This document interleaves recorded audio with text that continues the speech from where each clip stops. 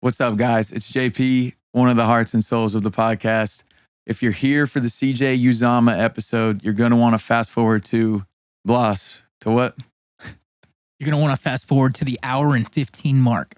Hour and 15-minute mark. It's going to come right after the Roman ad. But if you're a tier one, disregard this message and enjoy this episode of Bussin' with the Boys. Ladies and gentlemen, welcome to Bussin' with the Boys. We are electric. We're happy to have you here. And we're also brought to you by the most durable, most reliable vehicle on the road. That is the Chevy Silverado. That thing is strong and dependable, just like the people that drive them, dude. My favorite part of the Chevy Silverado is that multi-flex tailgate everyone's telling you about, dude. You fucking press the button, and at first you might confuse. You press it, and only half of it comes down. You're like, how is this gonna work? Long story short, dude, you're reading the manual a little bit. You're realizing it's really easy to get in and out of those things. You're a farmer, dude. If you're in South Dakota in those winds, you're a farmer. Go ahead and get that multi-flex tailgate that we've been telling you about with 7 convenient configurations. Those little homies will make your life a whole lot easier. Add a couple of years to that thing, dude. Yes. Chevy Silverado, modern and advanced with a ton of grit, a partner in getting things done, especially when it comes to the heart and soul of the pickup truck, which I've already talked about, the bed. Silverado is strong, advanced, dependable, and hardworking, just like the boys you're looking at or listening to right now. Bussin' with the Boys. Back to the episode. Oh, wait, no, it's for the beginning. So not back to this. So welcome to the episode, baby. You ever hit a tanning bed? Yeah. Same. I did. Back in I used to rep up a tanning bed for real. For like, you know when the girls would hit it when it's about to be like the homecoming parade or prom or something like that? Yeah. What's your homecoming king? If my date was doing that, I would go with her and do it. And I put the little sticker on my waistline. You're lying, dude. Swear to God. That's so awesome. The little Playboy bunny? Yeah, the little Playboy bunny. Yeah. That's fucking me too. I did the same thing. No, I'm just kidding. I didn't do that.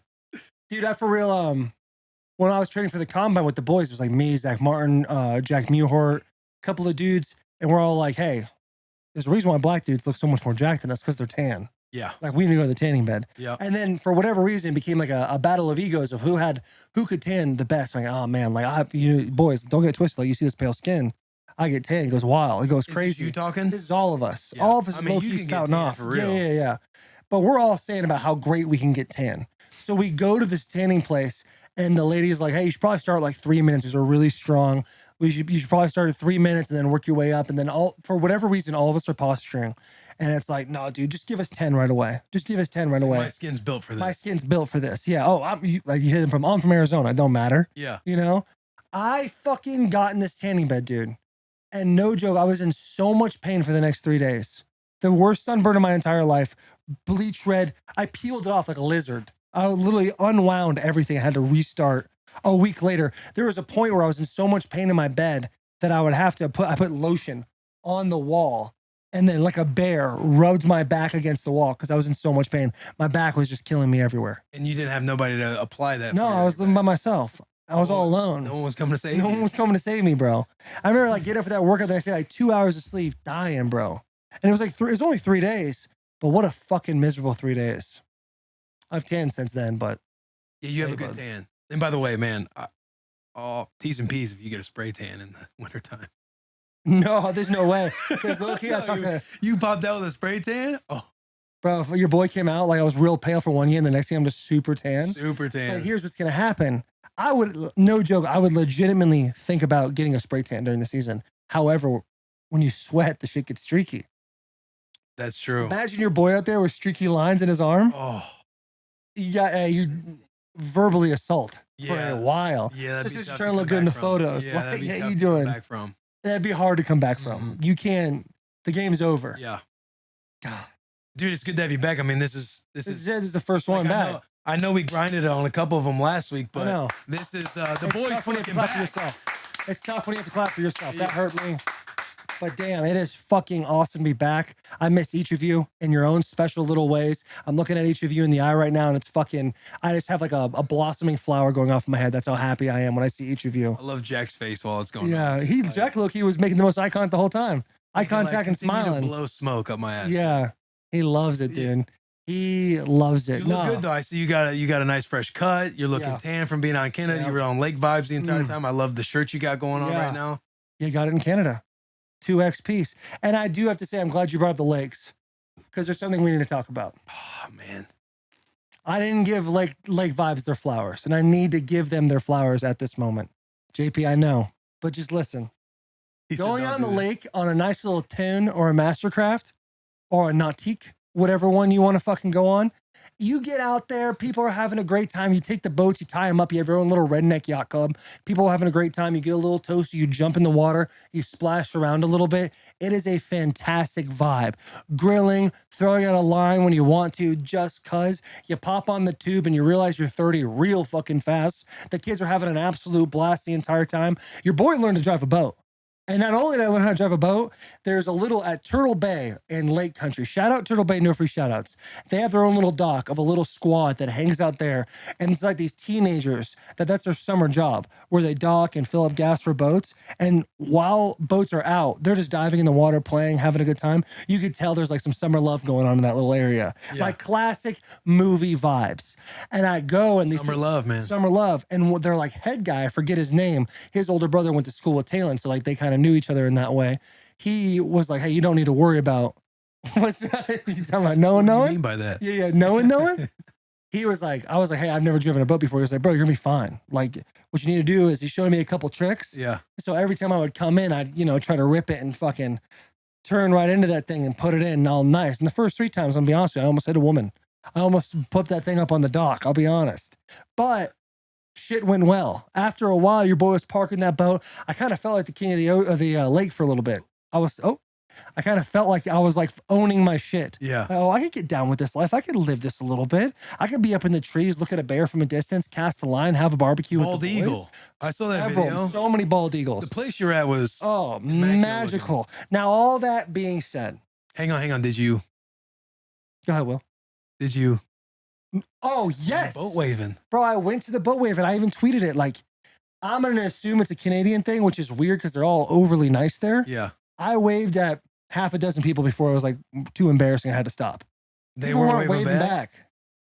That's interesting. And I But asked, you're outside of the States. yeah, I'm out of the continental United States. We're Yeah. out of there, So I'm gonna assume I'm gonna go to Lake of the Ozarks with you one day, hit a Percy great time. Priest or something like that, and I'll be waving every motherfucker out there. Yeah. You know what I'm saying? Mm-hmm.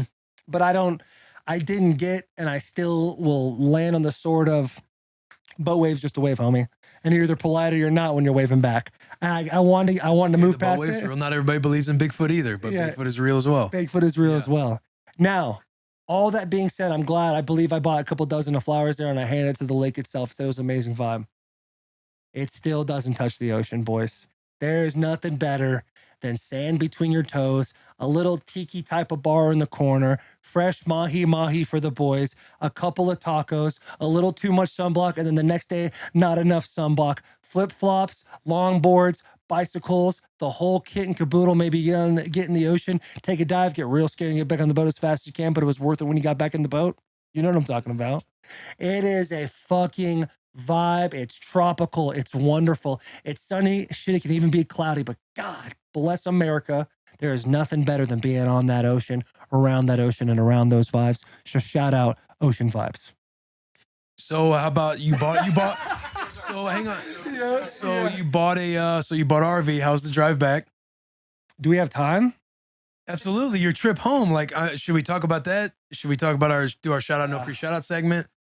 Or is this like a send off episode? Like, I don't know. We got to talk about You go to camp. Obviously, people are listening now. It's Wednesday. Subscribe everywhere where you're watching for the love of God. 5 stars is the most important thing you possibly do. You go to camp tomorrow. Like, this is the week you go to camp. Like, you go in the. This is where you go in the cave. I was texting you yesterday. You go into the overseas. cave. Yeah. There's like, God, I'm gonna miss the boys. I'm like, we will literally be here all year long. And I said, my man's texting me like he's going to Iraq tomorrow. Bro, I for real felt like I was doing that shit. I was like, man, I'm gonna miss the boys so much. I already feel it. And I was like, yo, we're literally 3 blocks away. I'm like, hey, I will. Yeah, I'm like, I will be here. I will be writing letters to the boys. I will be writing letters to the boys. We just built something beautiful, boys. It's been awesome. And you're gone for a month.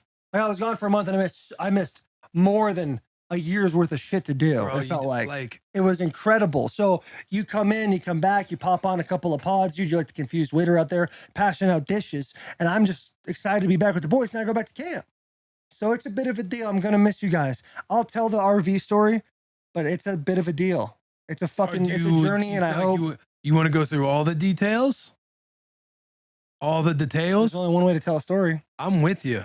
But I don't think you answered the first question. Maybe it's unanswered, and we still got to. What am I gonna be gone forever? Yeah, Like Aaron is this Hernandez? Is this like our send off episode for Taylor One? No, dude, I'm not fucking leaving. I'm staying. I'm not fucking leaving. You know dude. what? I'm not leaving. I'm not leaving. What? I'm not fucking leaving. Not fucking leaving. I'm staying, dude. Here's what I think is a happy medium for the fans. I don't need to be here for the whole podcast, but get in here once a week. Nice 20 minutes with the boys. Hit a shout out, no free shout out. Hit a tier talk. Maybe talk about current events, what's going on. Keep your presence. Sit in this seat. Make it feel warm and cozy. Don't feel like I'm too far distance away from the boys. Because you know Jackie, he gets nervous if you leave him alone for too long. You got to make sure he's got some people around him. Yeah. And I'd be doing Jack a disservice if you only got to see me on Sundays, God forbid. Yeah. My boy would be. You're like an absentee father recently with Jackie Boy. I know. And look at him. Look how rogue he's gone. I got back the first day. Oh, God. I got back the first day and he was spouting off all kinds of shit. Like it's this is his show now. I think there's a couple things though. Like, yeah, maybe spouting off, but maybe there's been a little bit of growth. Like Jack's been busting his ass. He's been doing a lot of good things for the boys. There was flowers given to Jack. That must be the phrase of the day with me.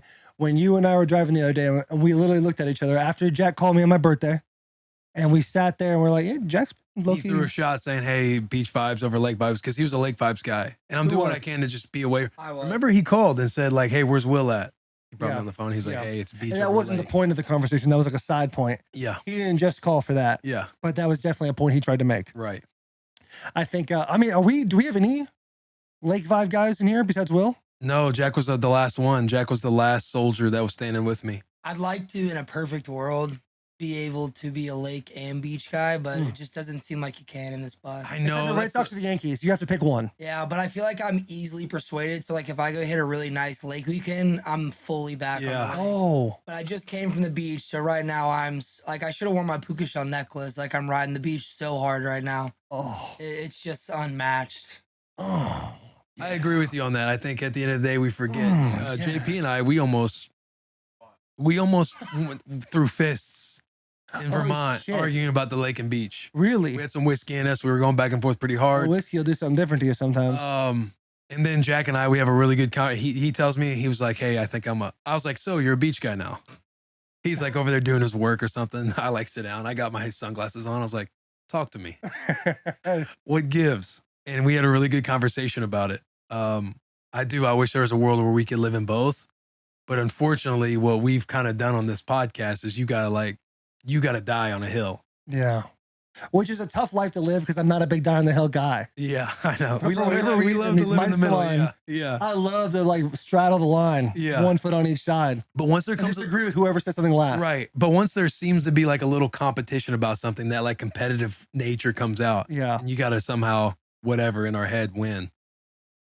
I know. Speaking of, you've been taking a lot of L's on Tier Talk lately. How do you feel? Ooh, I disagree with you, brother. Really? Yes, very heavily. I do think I took an L on the fast food talk, but obviously, like if you listen to the episode, you know I'm like trying to pick different stuff. And remember, I really got down on myself for not picking Yeah, Dairy George Queen. really went at you. And Dairy Queen was one that I think we both missed in our tiers. But other than that, dude, I feel really good about where I stand on the tier talk list. Well, you know how I feel about how you handle your Tier Talk, which we don't need to go into. There's nothing to go into. You have this facade on how I do tier It's talks. not a facade. I think like I don't believe the facade is the right I word. think you get bummed out when you see the results of when a tier talk happens, and you're like, I got to come up with something to. I have to. There's got to be a reason Will's winning other than just actually beating me. No, you're simp, dude. You're like, it's not like a big thing where Whatever you got to say, brother. Get it out. Like, This is your platform. there's no reason for me to come at you. But like, this is your you- platform too. If you have to Yeah, vent yeah. about something, No, but there's not. I know my boy's about algorithms. I know my boy spends about 13 hours a day looking at how many numbers are popping up, how many the sales are going, how the bus and stuff is going. Mhm. So you're learning more and more about what people like and dislike. Me, I'm more. I don't know. I don't try as hard. I'm more like you caught. I'm more like yeah. I would say I probably, you know, I know what I like. And so when I put that out there, I think, and a perfect example is the sports movies. I put out what I believed were, in my opinion, the best. I think your opinion was swayed to what you know the public will like more. And that's just an opinion. And I'm not trying to come at the boy. I know, I think it's easy to say stuff like that since I'm kind of doing well in the social, like putting stuff out there. You're murdering it. Yeah, I think it's easy to say. Like, I look at numbers, I look at data. Like, I'm just myself. No, listen, I'm not going to take away from the fact that you're absolutely murdering the bird game. You're him. You know what I'm saying? Hey, when you post that photo, that's them. That's when we're holding up our jerseys. Yeah. That stuff is so funny to That me. shit is hilarious, dude. And you legit, like, you take the bird on as if it's your sporting event that day. Like, you take it in, that's work. I put a jersey on, I put the face paint on, like it's yeah. You do a full dynamic warm up and you go and play ball. Yeah. No question. There's no joking about that. That's what you do. That's what Will Compton does. Yeah, I open the app, I'm like, how do we get this going today? Yeah. And you do a fantastic job. Your boy does try a little too hard. I'm like trying to keep up, but low key, it's not my bag the way it's your bag. Like, that's fucking Will Compton in a nutshell. Try to disarm me right now. There's no disarming. Don't try to disarm me right disarming. now. Yeah. A second ago, I'm trying to think, how do I weather this storm? Felt like I was trying to weather. Now you're using that weathering and you're fucking disarming me. No, I think you're fantastic. You're so fantastic that maybe even subconsciously, that's why you're picking things that you know the Gen Pop's going to really like the most. No, bro. Oh, there it is. Yeah, there it is. That's all you needed. And I'm not trying to be mean to you. I'm just trying to tell you what the deal is. Please tell me. Go ahead. Please tell me in my sports movies, I like to put my which one that I think that I chose for Gen Pop. I think knowing our demographic is very much a football demographic. You put 2 football movies in there when in reality there really only needed to be 1. Because in my mind, when I'm doing my tier talk, yeah, there's a lot of great movies out there. And everyone knows I'm a big hockey guy. Everyone knows I play football. Everyone knows like the sports I'm kind of about. But I didn't want to like lose myself in one genre of sport. I wanted to make sure I had hit a few of them boys and make sure everyone knew. I can't help, that's what's inspired me the most. And the number 1 on my charts was a boxing movie. Yeah, which is, I think, the number 1 sports movie of all time if you looked at just numbers. Yeah, but that's my, like... Which is what generally, right, is the number 1 thing. Yeah, but I love fucking Rocky. And I don't disagree with you. I'm not choosing Rocky because I think everyone's going to be on my side. I'm choosing Rocky because I live and die by that shit. Yeah. Like, here's the deal. With your tier talk, I think they're fantastic. We're not going to go into how 3 movies are in your tier 1 because we've already had that conversation. But like Rocky, fantastic. Remember the Titans. It's a great movie. And I think what you do differently than what I do in tier talk, I go with, for the most part, what's affecting me the most right now in my life. I don't go back and jump back to when I was 8, 10, 12, 14 years old and have that feeling of nostalgia. You like to play you like to play into what movies have inspired what movie me the most. Inspires you the most. Like, I think Remember the Titans is a fantastic movie. It's fantastic. It's been overplayed so much to me. I now, being 31 years old, think the movie's overrated because I've seen it 300 times. So that movie for me is like, I wouldn't put that in my tier talk. I think it gets too much love. It's very interesting. You can say you watched the movie 300 times because you enjoy it, and now Friday Night it's Lights, overrated. Friday Night Lights isn't even as good as Remember the Titans. That's why it's a 3 and not 2. But that's not giving away to, I don't know. Miracle is the first movie that pops into my mind. Miracle's a great movie. Like, this is tier talk. At the end of the day, it's not like I'm saying these are the only movies that work. These are the ones that has done it the most for me. Right. The speeches. But I know if you look at all these movies, ignore your boy Foster and The Knight's Tale. That's fucking hilarious. That's hilarious. Your 3 movies have more name recognition than any other movie on here. Your 3 movies would be 1, 2, 3 name recognition. My movies, and I don't want to talk about his movies, my movies would not be that. Warrior, hang on now. Warrior's a very good movie. It's a very good movie. It's outstanding. And Caddyshack has made an appearance on 2 of those 3 lists. Yes. But if you talk about sports movies, and you're talking about immediately what sports movies are the best sports movies, a lot of time people are going to go away from the comedies. They're going to go more into the serious stuff, like Remember the Titans, A Goon, Friday Night Lights, those types of things. Rocky, they're going to have more of a serious connotation about them. Now, we can sit here and argue about tier talk all day. Like I said, you're doing a fantastic job, and I think you're playing the right fence. I think you're doing your thing. I'm going to keep doing me. I think you're going to keep doing you. I think that's what's getting me is you're saying that I'm playing a certain, I'm playing a fence. Right, but the only person that knows the truth about you is you. So why even get mad about it? Well, because you're trying to put me in different boxes. Mm-hmm. So I think I'll discuss that with my therapist next week. Yeah. Absolutely. Maybe you should unlock that away. Yeah. Put away the mommy daddy issues for a little bit. There's no mommy and daddy issues. Oh. It's friend issues. Oh.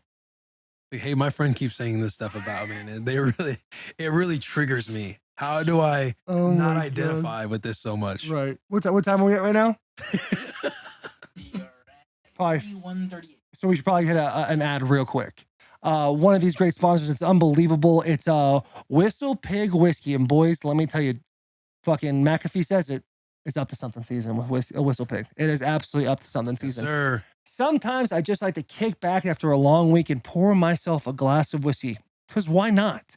My favorite these days is a maple old fashioned. It's delicious, sweet, spicy, and just the perfect twist on a classic cocktail. How do you make yours? I like to put a little bit of bitters in there. I like a little orange slice in there. I like that big, giant, squared off ice cube. Overall, I give that thing a 4.5, and you give it a dash or something else when you put your favorite whiskey in there, which is Whistle Pig Whiskeys. You always put that 100% rye whiskey in there, dude. The spiciness of the rye is the perfect cocktail mixer. And did you know that they make their own barrel-aged maple syrup for it too? I didn't. I really didn't know that. But now you know, dude. How do you give 100%? Get your own bottle at whistlepig.com or at a local retailer. Trust us on this one. It truly is 100% of the good stuff. Yeah, and remember when I was telling you when we were out there learning about the 100% rye whiskey, like why that's always such a big marketing ploy for them? Well, we learned that all you have to have in your whiskey is 51% rye. That's 53%. 51 and above. Okay. To claim that you're a rye whiskey. Like there are a couple brands out there, won't say their names, very credible brands, but their rye whiskey is like 70-something%. Whistle Pig, one of the OGs in the rye game, they are 100% rye whiskey. So that is why they always advertise that they're 100% rye, because the majority, over 90%, is not 100% rye whiskey. They're getting off on minor details. Correct. More than anything else. I think that is important for people to know as they see that. So now they can tell their friends, like, hey, what you're drinking probably is not 100% rye whiskey if you're a rye person. Unless it's Whistle Pig. Right. So if you're seeing somebody and they're not drinking Whistle Pig and they're like, oh, I'm a rye guy. And it's like, well, are you really? Yeah. I know what you're drinking right there is probably not 100% rye. Let's look it up. Let's Google it. Yeah, you're probably 52% rye guy. And then you're fake. And you're a fake ass motherfucker, dude. I like that though, dude. Drink Whistle Pig. So drink Whistle Pig. It's delicious. And subscribe to the boys. Now I'm having a hard time here navigating what to do next, because I can tell you about the trip. It was a bit of a deal. Or we can talk about Patty the Batty, who is an absolute fucking stud. God, I know. And we got no free shout out segment. I know. So we got about 45 minutes ahead of us.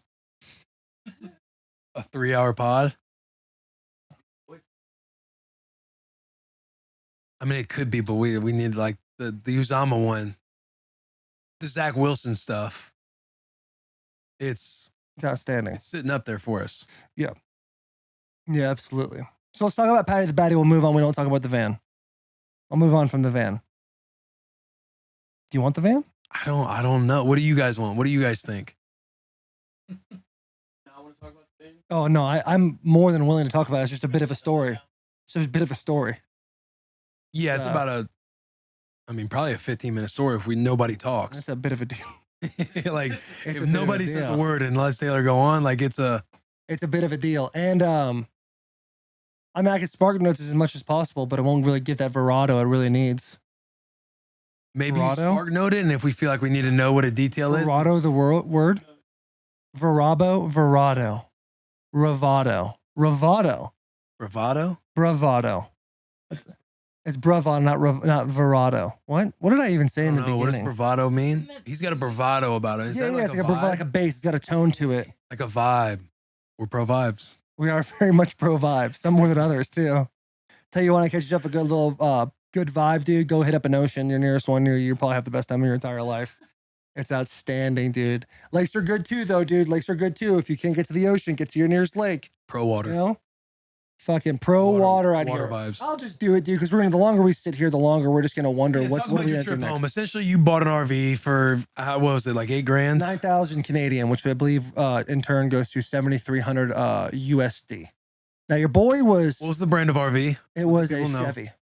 Which, when I saw it, dude, it was a Chevy. Now, I will, before we get into the story at all, dude, I'm going to give a massive shout out to the 350, which is probably the most reliable engine or the household name engine of the Chevy, the GMC Chevy, whatever it is. This is a carbureted engine. 350 is a carbureted engine that you can get into a fuel injected situation. It's not what I'm going to talk about. That engine itself, there was a couple hiccups along the way. Nothing had to do with the engine. Everything else had to do with other parts failing out on me. But that engine held strong for 2,371 miles, uphill, downhill, big twists and turns, 55-mile-an-hour crosswinds in South Dakota. That engine held up and went strong for me, and I can't thank them and Chevy enough for not only in the 76 bringing us an amazing vehicle that everyone is going to love to camp in, but also a vehicle they thought, hey, in about 44 years, some little dipshit's going to go put this out and try to go across country. I want to make sure he's going to be all right. So shout out to Chevy one more time. Should we have a moment? Yeah. Moment of silence for the Chevy, greatest brand of all time. Of all time. Let's do it, boys. So I'm staying in Lake Country, BC. All right.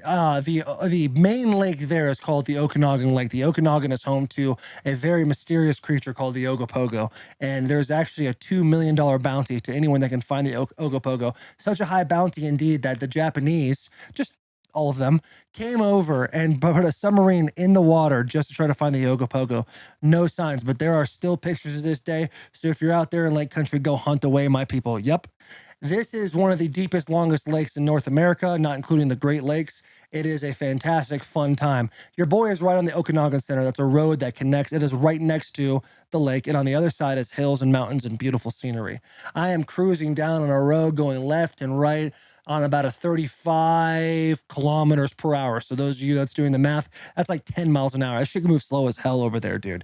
It's wild. I hit this hard right corner. I look off into the distance and I see a beam of light flash through the trees. It's about 2:30 p.m. And I see this gorgeous van sitting in front of me. It's shadow everywhere and it's just highlighting this manila with an orange streak and brown streaks around it van. And this glorious thing, as I look there, I go, damn, everybody in Canada either has a Winnebago or is saving up for a Winnebago. It's kind of like the bar mitzvah for people in Canada. Like when you become a man, that's when you have your camper. I look at it, I'm like, hey, I got to immerse myself in this culture. I do the same thing when I was living in Arizona, went to Michigan. I got a little a northern accent about me, came down to the South, tried to put a little South little twang in my voice. And now I'm in Canada. What can I do? How can I fit in the most? It's buy a camper. Lucky for me, this beautiful piece of machinery was for sale. I cruise up, I go up on the hill, I go into the guy's driveway, I knock on it, and the man's name is John. I say, how much for the van? He goes, it's $9,000. I said, in my head, what a sucker. I go through, this thing is an absolute time capsule. 76, and you think shag carpet, you think of the green and brown and oranges.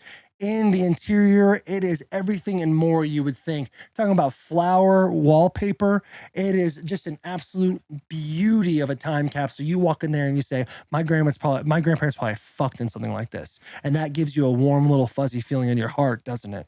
I look at the man, I shake his hand, I say, I'll see you back there tomorrow. Now there's a whole nother story about how my wife tried to trick me and making me think it got sold. When they did a horrible job selling it, I ended up catching her on it. Long story short, $9,000, didn't even try to heckle the man down. I bought the van. 81,000 miles that thing is. And you guys are probably going, well, too, it's in Canada. It's probably made in Canada. It's probably got kilometers. Canada didn't go to kilometers until 1983, ladies and gentlemen. So this van is at 81,000 miles per hour. I cruise on down to K-Town. That's what I call it. K-Town is Kelowna. It's about 200,000 people. It's got good vibes. It's got a nice little hippie vibe about it. There's also a bunch of skids running around there, skater kids, a lot of lake vibes. People are just having a good fucking time out there. It is an absolute blast. I think the boys would really enjoy going out to the bars and have a nice little pita pit over there or something like that. Little Cactus Club lettuce wraps, which absolutely will, you, dude, will absolutely, you. So I bring this down to this dude named Chrissy. He's working at a Napa auto shop. I say, Chrissy, I need you to help me out, buddy. I need to get this engine all dialed in because I'm driving at 2,371 miles. He says, I don't got nobody open for about 2 months. Sorry, bud. Guess what, dude? Your boy doesn't give up on no. Your boy just takes no as a maybe, and we keep on trudging forward. Fast forward 15 minutes later, Chrissy's shaking my hand saying, hey, how can I help you? He tells me he'll take the van. He'll make sure everything is dialed in. New spark plugs, new bands, oil change, the complete tune-up. You need new tires. It's on a dually, which means there's 6 tires. So we're going to throw 6 tires on that boy for you. Now, the next thing going in my head is, it's nice out here. There's not a lot of adversity in this weather. What does Taylor need to do next? That is get an AC unit put in his van. I take the van, I got the windows rolled down, I got the little, on the old school boys, they have like a little triangle, like an obtuse angle. You turn them so it gives you a nice little vent right in the crotch region. I put that boy on Highway 93 and I cruise back up to Lake Country from K-Town. That's about 25 minutes away. There's a place called Voyager. I go into Voyager, they give me the same old song and dance. Hey, bud, we can't do this for you. We're booked out into August. We're booked out into this and that. Your boy doesn't take no as no. He takes that as a hard maybe. We start talking, wheeling and dealing. About 15 minutes later, they say to me, what can we do for you, bud? Then putting a 9300 BTU AC unit into my van. Now, those 9300, those of you who are like big AC buffs, I know the 11,000 is a big one and the 13,000 is a big one and the 9300 is more of a unique low profile type of deal. Your boy, hey, when you're beggars, you can't be choosers. I'm a cake eater myself, but I couldn't in this situation. So these cats get me the 9300, costs a little extra because it's a more of a unique style. They throw in a Cummins generator in the back. By the way, shout out Cummins. Absolutely unbelievable. I know it's a product, so fuck you, but Cummins, they did a great job on their diesel engines. They also do a great job on their generator. That thing kept me going for a while. I bring it all back. We get this thing done. Your boy is leaving on a Sunday. I think, you know what? If I can do this 35-hour drive, which is driving straight, by the way, no stops or nothing. If I can do that in 48 hours, I'll be happy. Well, I don't know if it was God. I don't know if it was a voice over my shoulder. Maybe it was my wife repeatedly saying, hey, Taylor, you're probably not going to make it in 48 hours. I decide to myself, I'll leave Saturday, give it a buffer so I know I can work out a little bit. My chef, my friend, Jason Russell, says to me, I've never traveled cross country. I'd love to do that with you, bud. I said, but come on. I'm going to need somebody. Your boy Loki gets scared of the dark anyway. So, I mean, if I'm sleeping at night, I'm being nervous. Jason jumps on with me. We got a whole plan. Things are not about to go the way I wish they went. We get on the road. Now, those of you who don't know anything about the Northwest of the United States and I guess the Southwest of Canada, very treacherous. You're going up hills and inclines that no one has ever seen. It's ridiculous. You got big grades. Semi trucks are gearing down and doing all their 14 gears bullshit they do. I'm on the road. I'm going up towards Big Sky. Nope, that's in Montana. What is this place called? It's a ski resort just outside of K-Town, about 25 minutes. I go and I hit the road and I'm going through Rutland, which is my personal favorite part of all of K-Town. I get on the road. I'm going up an incline. The speed limit is about 120 kilometers an hour, which for those of you wondering, 60 miles an hour. I am hitting this incline at barely 35 miles an hour. Barely, dude. And I'm fucking giving her. After about 10 miles of doing that, we finally plateau, level off, and head our way down. Takes me about 3 hours to get to the border. For anyone who is driving a normal vehicle, it takes them about 2 hours to get there. I run a stop sign going into the border. Now, this gentleman, his last name was Hill or something like that. Very short individual. He had the nice little cul-de-sac going on, had a strong lisp on him. Had a real strong list where you almost couldn't take him serious at first. But he tells me, slow down right now. Gives me the big stop sign. He starts thinking, I think this man's going to be an asshole to me. I'm at the border. We start playing the game like, who are you? How do I get to know you? And your boy, I Wikipedia, I put it on the man. Told him, hey, listen, what do you put the Wikipedia on him? No, I didn't. He goes, what are you doing in the States? I go, oh, I'm going back to Tennessee. He goes, what do you do in Tennessee? I go, I play professional football. I play professional football. He's like, no way, that's so thick.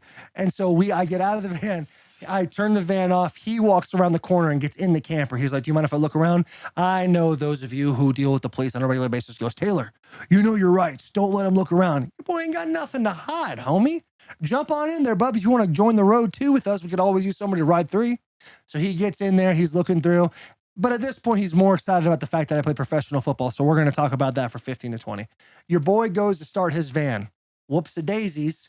The van doesn't fucking start. He comes but this guy's also a mechanic. That should have been right then and there the moment where I said, probably should head back to Lake Town or K-Town and call it a day. Not me. I thought, just as minor bump in the road, let's keep her going. So I finally get the vehicle started. I'm heading towards Spokane, Washington. I'm going where, Spokane, Washington, right into that small sliver of Idaho. And then I have to go down through Montana into Bozeman and then to Billings and then so on and so forth. We'll get there as we go. As I'm going up towards Spokane, I hit a 10-mile, 8% grade. which is not very much at all. Semi trucks are absolutely wisping by me like it's nothing. I'm getting wind vortexed into the corner, wondering, am I going to even fucking make it out of this, bud? All of a sudden, VANessa decides that she no longer wants to run for a little bit. She's going to take a nice 5 to 10. So I start puttering, and the peak of the mountain, I can literally see where it plateaus, is 1/10 of a mile away. Because now we're back in the States, I can stop using kilometers. I get off on the rail guard, and me and Jason start making lunch. Me, as in Jason, starts making lunch. It's absolutely beautiful outside. It's the scenery is incredible, and I'm thinking she's just overheated. She'll be fine. Everything is good. 30 minutes goes by, 40 minutes goes by, so on and so forth. You're like, holy fuck, dude, this is a long time. Is this gonna work? Finally, crank it. She goes. I rip it down. We get through Spokane without an issue in the world. We keep going through Idaho. Your boy drives all the way to Bozeman, Montana by 4 a.m. I'm feeling good about what's going on. I know the treacherous roads are slowly going away at this point. But after you get past Billings, you're really starting to hit that plains territory. So in my mind, those boys are home free. I'm in Bozeman. I've seen Yellowstone. I want to have a good time. Me and Jason take a walk. We in the morning, get about 3 hours of sleep, decide to go to a motel, pay about $150 for a room just to get a nice little shower in. Later finding out, for those of you who are doing cross-country drives, if you go to Pilot's or a Love's gas station, you can literally like grab a ticket that says like you can take a shower. So there's 150 bones out the window. I think VANessa is doing an absolute No, that's a good tip. Fantastic job driving. Pilots and Loves, baby. Shout out Loves for real. Dude. I'm a Loves guy. VANessa is doing a fantastic job driving through the town. People are giving the eye like, holy shit, what a fine piece of machinery. I start to get on the road. There is a town between Bozeman and Billings called Big Timber. Occupation's probably 17 people. We are driving. All of a sudden, we start hitting a hill. Woo, woo, woo. She's not giving us any love at all. So I pull over to the side. There's one house, looks like within 10 miles, and it's terrifying. Trespassers will be shot, blah, blah, blah, and don't know soliciting, all this stuff. So the idea of going and knocking on this guy's door and asking for some sugar is probably out of the question at this point. I think it's overheated.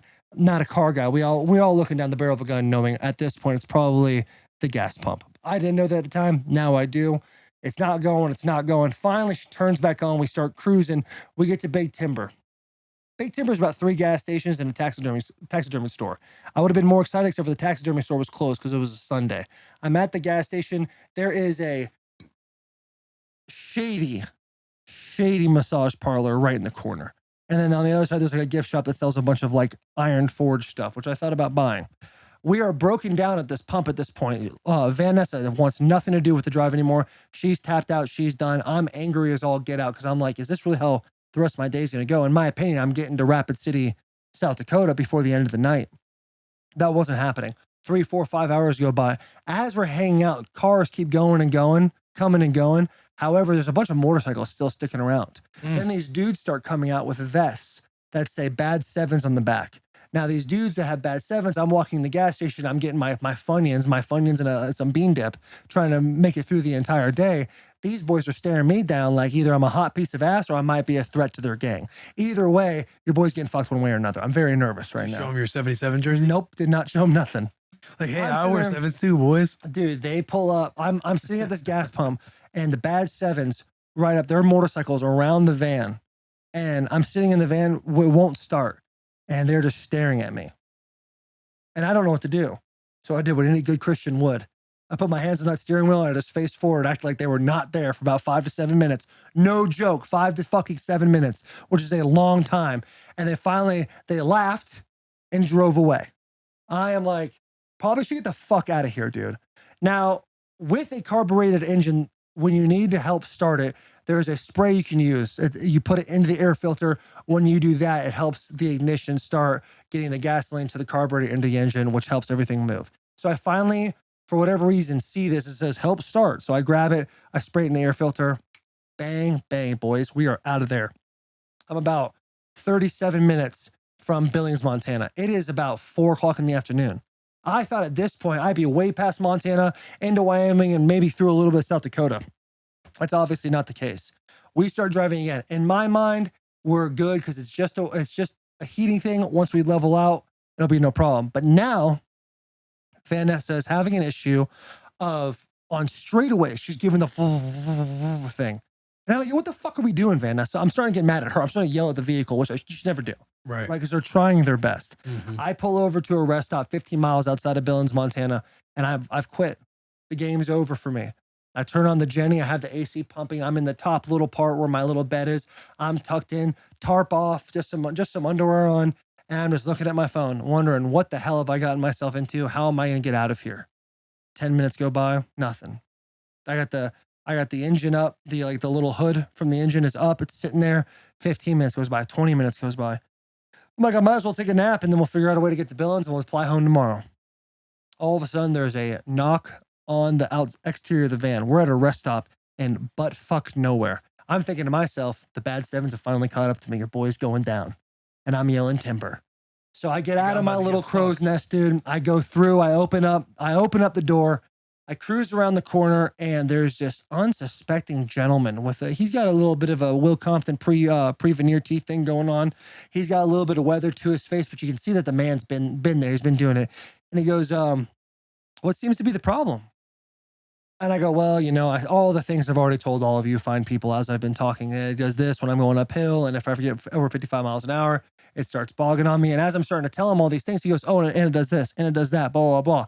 So I'm thinking, yeah, this guy knows exactly what he's talking about. I'm like, how do you know? He goes, oh, I lived in Alaska for 2 years with the same exact van. I know the issues you run into. So I'm just same exact van. My God. I'm going to help you. I'm ready to pack it in. This man, Keith, pulls out it's like a Chevy Volt or something like that, dude. Opens the back and starts pulling out tool machines like it's fucking like clowns coming out of a little car in a circus. He has all these tools, all these things.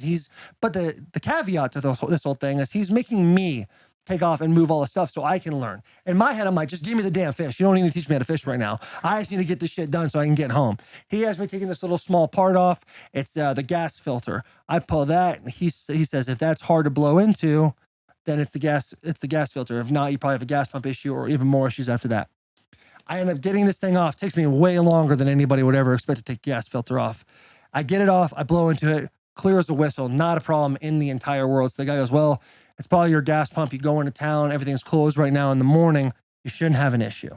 And the only way to find out if it's really the gas pump is just drive 30 miles an hour on the highway or drive 30 miles an hour for 15 minutes. And if you have any issues with the engine, then it's not the gas pump. It's something more intense. But if nothing happens, that wear and tear, it'll be totally then it's like saying all things are pointed towards the gas pump.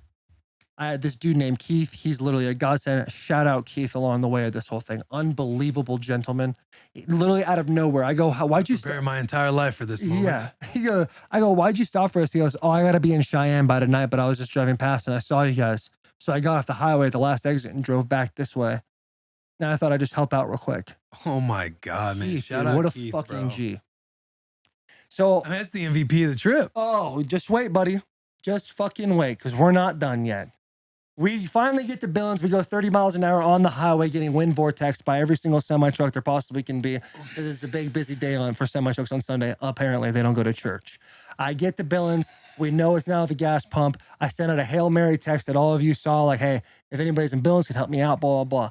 The amount of numbers that came in, DMs, to give love to the boy was unbelievable. You people were unreal. What do you mean, you people? You people were unbelievable. Sending those DMs helped me out. This gentleman, his name is David. David said, hey, I'm working at a Chevy dealership. We can definitely help you out tomorrow. We open at 7 a.m.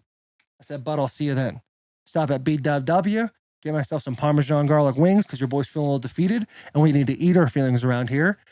Go over to this RV village, which just screamed assault. It was a terrifying place. I'm 6'7", 310 pounds, and I thought someone's going to try to take me tonight. That's how bad it is at these little RV spots. Yeah. I plug in, I get about 6 hours of sleep, which is the most I'll get the rest of this trip, and go see my man. I go to the Chevy dealership. The boys are fucking hyped that I'm there. I send out a little tweet, hey, if anybody wants to come and say what's up while I'm here, you're more than welcome to. I'm at this place, blah, blah, blah. Dudes start flocking in. The cops start coming to see me. This dude looking like a cop's cop, dude. He's got a fucking hard fade, that big little fucking wisp over the side, sleeve tattoo, and a chew. I talked to my man for 15 minutes plus, didn't spit once. The guy's a fucking stud. So he's talking to me. He's a big guy. He's a big Bussin' with the Boys guy. Now another gentleman came to see me as well. He's got red hair and a red beard. I cannot remember his name for the life of me, but he was so incredibly nice. He brought Sour Patch Kid watermelons, which not just the bag, but like a family sized fucking bag of this. He also brought me sour Skittles, which he said, I know it's your tier 2, but I got it for you. Brings me a loaf of cinnamon bread. And he's like, hey, anytime you're in Montana, this is the shit. Like, you need to try this stuff. Unreal. And brings me a bottle of Montana whiskey. Legend. And I'm like, dude, thank you so much. This is unreal. He leaves 45 minutes later, comes back and he goes, hey man, I was super starstruck before, but like I'm calm now. I'm like, all right, cool. He goes, I brought you something else. And he gives me a fucking Montana belt buckle that is so fucking, it was just super dope of him to do. And he gave it to us for the ride. It was unreal. Now, back to the vehicle. They figure out real close. My man, Stu, is the general parts manager there. He's been working there for about 23 years. Stu is a fucking stud. He looks like exactly like you think he would look, but he is a fucking stud. He rolls that vehicle around back. He starts ripping and going and getting all these things done. He goes, yeah, it's the gas pump. No problem. We'll order one right now. They order the gas pump. Someone goes to the auto shop, grabs it, brings it back. Wrong gas pump. No biggie, just another 30 minutes off my drive. I'll be all right. These boys are helping me out big time. They go, they get the auto part, they grab it, they come back, still, and it's the same one. It's wrong. They didn't do it right. So I tell my boy David Point, I believe his name is. I'm like, hey, just give me the thing. I'll go pick it up. They hooked me up with a nice Chevy Silverado. Your boy's in the vehicle. Felt great to be able to drive over 50.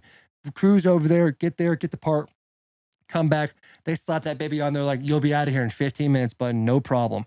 They turn the vehicle on. Now the vehicle doesn't even want to turn on. We got issues, squad. So here's the deal for those of you who don't know carbureted engines. The gas pump pumps gas into the carburetor, which allows all the pistons and shit to work. Okay. So when the carburetor isn't working and the gas pump is, it won't even turn on. So what they told me is you need to redo the entire car. Either get a part for tomorrow, a carburetor tomorrow, and put it in, or they can rebuild the entire carburetor.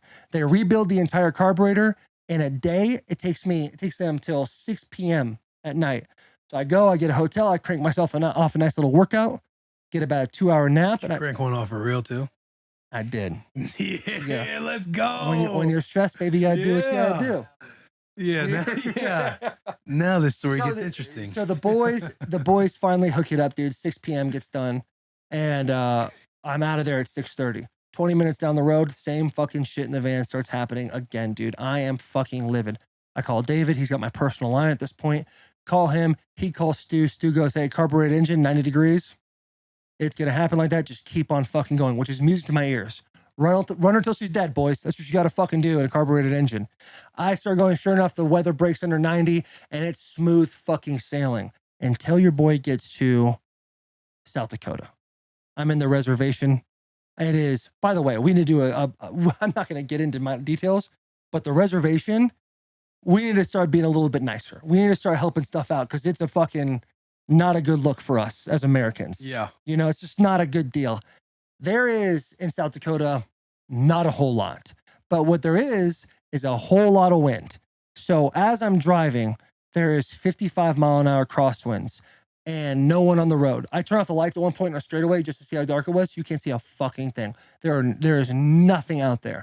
I stop off. I have a video I'll give to you guys that you guys can put up. The wind is insane. I am on the vehicle. I'm straddling the white line and getting pushed left to right in 55-mile-an-hour winds on a 2-lane highway. So I'm taking all of this road. There's no cars anywhere to be found. Semi-trucks are parked over on the side because it's too windy. We're top heavy as well, but we're not near as heavy, which is a huge issue. End up stopping at this place called Murrah, South Dakota, behind this shitty little area. It was god awful, and got about 2 hours of sleep. From there, get back on the road. We're cruising and bruising, dude. I stop in Nebraska. I think from this point forward, we're fucking good. I'm in the show me state. Let's fucking do this, dude. I go through Omaha, get about 20 miles in, starts bogging on me a little bit. I decide at this point, I'm not going below a half a tank. That's not going to happen from here on out. I stop at this place, let her cool down because it's the dead of heat. It's about 97 degrees outside. People in Nebraska, nice as can be. Get myself some little barbecue at a gas station. Shit my pants about 20 minutes later. That's okay. Ate the food. Did you say go Big Red? If someone were to say it to me, I would have said it back. out of just being nice. Right. So these people, wow, I'm fucking running out of words here. We get back to the gas pump. We check the oil, everything. And now there's like a cloud, not an actual cloud, but there's like a cloud in the area. And this fucking Charlotte's Web looking fucking emo, thicker, pale, witch looking girl is kind of like circling the van. Spooktober. She's just from me to JP, which is 10 feet, as I'm in the van by myself, staring at me, smiling, winking, doing all the cliches, come fuck me vibes. All the cliches. I'm like, yo, what is this chick doing? She waddles over to the side of the vehicle and asks me if I have a lighter. I said, no, ma'am, don't have a lighter. Sorry. In my head, I'm like, what are you smoking near a gas station anyway? I'm a responsible adult. There's no way I'm going to do that. She gets a lighter from the other dudes that are right next to her. She walks away. She's about 2 pumps down, but she keeps turning and giving the boy them eyes. And I'm like, dear God, I thought. You've been on the road for a minute, so you're kind of. Yeah, you know, hey, I'm a trucker now. That's my lot lizard. Eyes a little bit. My lot lizard, dude. I'm thinking I might have to, because if not, she'll put a spell on me. That's kind of what I'm feeling. That's a fair thought. That's she a looks good everything thought. like a witch, dude. I called her the Black Widow because she'll probably eat you after she's done fucking you. So what'd you do? So we check the oil. As I'm checking the oil, she kind of creeps up behind Jason. I can see her in my peripheral vision. She's just standing there as if she was checking the oil with us the entire time. I get back in the vehicle and she walks up. She goes, can you guys give me a ride? Dude, I'm 6'7". I'm 310 pounds of tattoos over my body. And Jason's got a bald head and a little bit of chin hair. He looks like, you know, probably wears pillowcases over his head sometimes. You're going to ask for a ride from these two dudes. You're going to ask for a ride from us. But what do you think, like, you're just asking for? Where are your parents, young lady? I tell her, no, I got to pick up my wife. And she goes, what? I got to pick up my kids from Sunday school. Totally flip my script on everything. So you wanted to leave the door open. So you wanted to change it up. Not my wife, my kids. I got to pick up my kids. Bro, she fucking rolls her eyes at me and turns and walks away. Instead of warming up the van at all, I fucking turned that bitch on and we ripped out of there, dude. 10 hours and 52 minutes later, your boy's laying his head down in Nashville, Tennessee. 2,371 miles. It was an absolute fucking deal going through all of that. It was too much. Probably won't ever do it again. But fuck, I love that van. And that's the story. Thank you. Suck it, little boys. That was what, 25? I think that was 25 minutes. Holy shit, dude. That was too much. Gift of gab. You're a great storyteller. Were you with there? Were you interested the whole time? Like, yeah, because that was the second time I've heard it. So there's a couple times like it's been a longer day, so I was getting a little like sleepy. But yeah, you're a very good storyteller. Thanks, bud. No, I didn't mean that like a backhanded compliment. I'm just saying like I was in it the whole time, and I looked around at the boys, and the boys, you hear them laughing throughout the entire I was on his story. computer for the most part. Just working. You just knew he was about to have the floor, and this was going to be like that could be a movie. I literally the entire time like I'm picturing stuff in my head. You painted a phenomenal picture. I was thinking about getting it animated. Right. I was thinking that too. Like how like Spit and Chicklets will animate their stories. They could easily. The way you were painting some of that picture, just the fucking hue of the shadows behind the van with the orange stripe and everything else.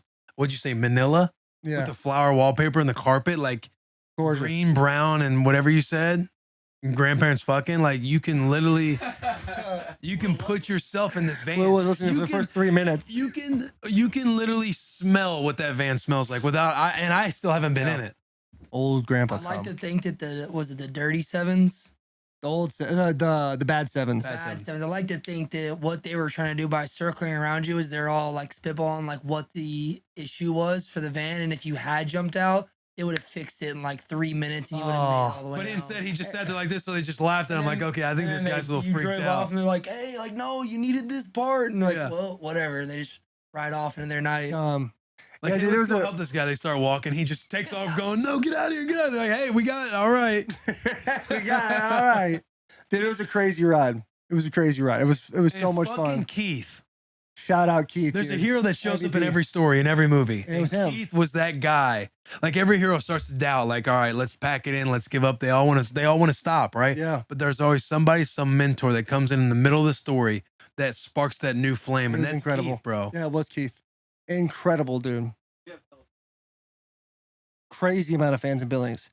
I was getting like DMs from like local Billings news channels to That's do interviews. phenomenal, bro. I saw when you put I that was tweet like, out. listen. I was like, I'm gonna retweet it. Who knows how many people's actually out where he's at? I had friends. So somebody can help the boy. Like, Bro, there was so many dudes. And it was like my DMs were, I think after an hour, like there was like 200. And I was just going through it and I saw one that said Chevy and I was like, that's the most reliable shit you can ask for.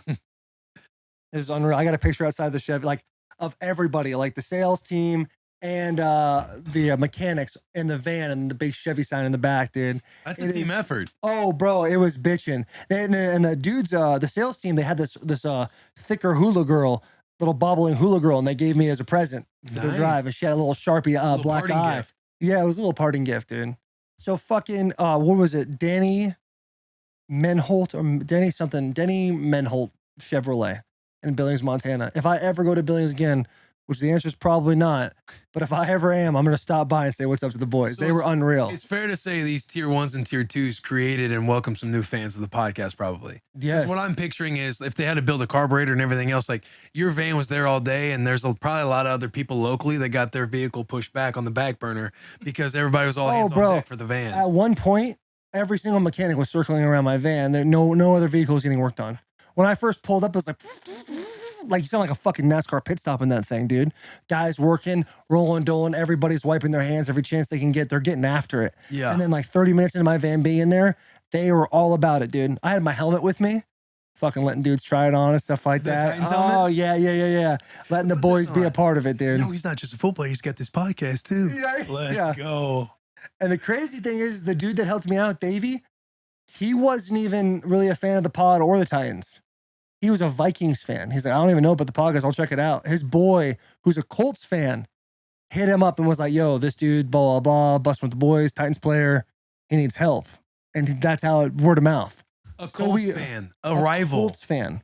That's Yes. being for the boys. That right there is an example of what being for the boys is out. It's We a- can root for our teams in the season, Yeah, but outside of the game, outside of those white lines, dude, you're for the boys. all time. The shit was all time, dude. That was a great story. I appreciate that. I was wondering if I was losing you guys at all. Did you ever feel like you were?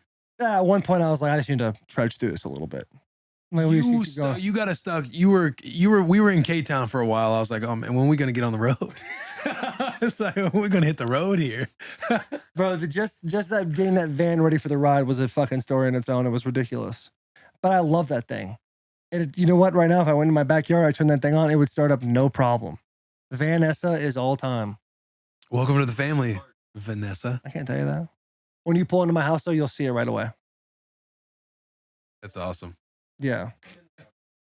Yeah, it's in the driveway. Do we hit our favorite segment? Our favorite segment of the week. Yes. Now you're back too. I feel like it's just hits a little bit different. So, do we let Jack do it and see if he can perform right now? Oh, like But you intro want the me to segment? Intro it in. You want No, to? it's up to you. You're back. Yeah, and you did, but you did a pretty good job. I was kind of proud of you. I appreciate that. You know, I learned from the best. I got a lot of words into, but sometimes you don't slow down for nothing. Ladies and gentlemen, welcome back to our favorite segment of the week. Shout out of the week. And now finally checking off the demographic box, we got Blas Hernandez. Don't let yourself get stuttered out, buddy. You're going to be just fine. Will, look away while he's talking. Don't make eye contact with him. I know you're going to send us in the atmosphere. Let's have a hell of a shout out of the week. All right. So my shout out this week. Have you ever been late trying to get somewhere? I'm sure you guys Absolutely. have, right? So I was running late today to an appointment, and I was worried that I wasn't going to make it on time. So I was driving down there, and I know that there's a lot of red lights leading up to this clinic that I got to get to. Ooh, I show up to the first red light. I like where this is going. It looks like it's going to stay red, but I start to slow down, and then it turns green. And I was like, ooh, let's go. Ooh, let's go. Get to the next one. Same thing happens. Hits green. I end up hitting green all the way to the clinic and make it with 5 minutes to spare. So my 5 minutes to spare? with 5 minutes to spare. Dude, you told fucking the iPhone Maps to fuck itself, dude. Because when Sure you put did. it in there and it says 3-4 minutes, you're gonna be 3-4 minutes late, and you prove it wrong, which doesn't happen very often. It's a game. It's a fucking game. It really is. What an outstanding start to Shoutout of the week. Next up, our boy, the MILF Hunter, Jackie Boy. Let's hear it, baby. What you got? So I kind of Play over the weekend? Yeah, dude. What's the deal, homie? Play over the weekend, big dog? we really did run into some interesting characters. Parking down that beef there bus in Tuna Town, Destin. kid. What's up? But no, it was a pretty normal weekend. But I hinted on it earlier, and I also tweeted about it. But my shout out, no free shout out of the week, goes to one of the most elite lunch meals on this planet, and that is the white bread and turkey and cheese sandwich on the beach.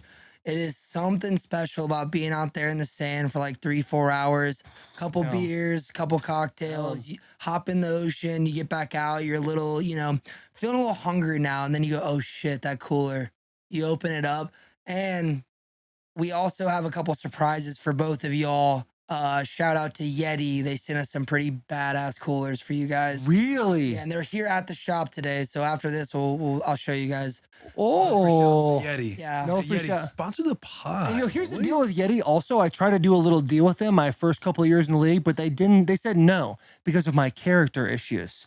So it looks like we're going full circle on the Yeti, boys. Let's fucking go. Yeah. But yeah, there's really nothing like that elite. It's got to be a white bread sandwich, whatever you're like a Wonder Bread. Yes, that's exactly what we had was Wonder Bread, and it was so perfect. Throw a couple chips on there, squish it down. Oh, dude, that chip is a sleeper too. That could have been its own shout out. Honestly, but yeah, sandwich. that is my shout out. No for shout of the week is that elite oceanside white bread turkey and cheese sandwich with some Doritos on top.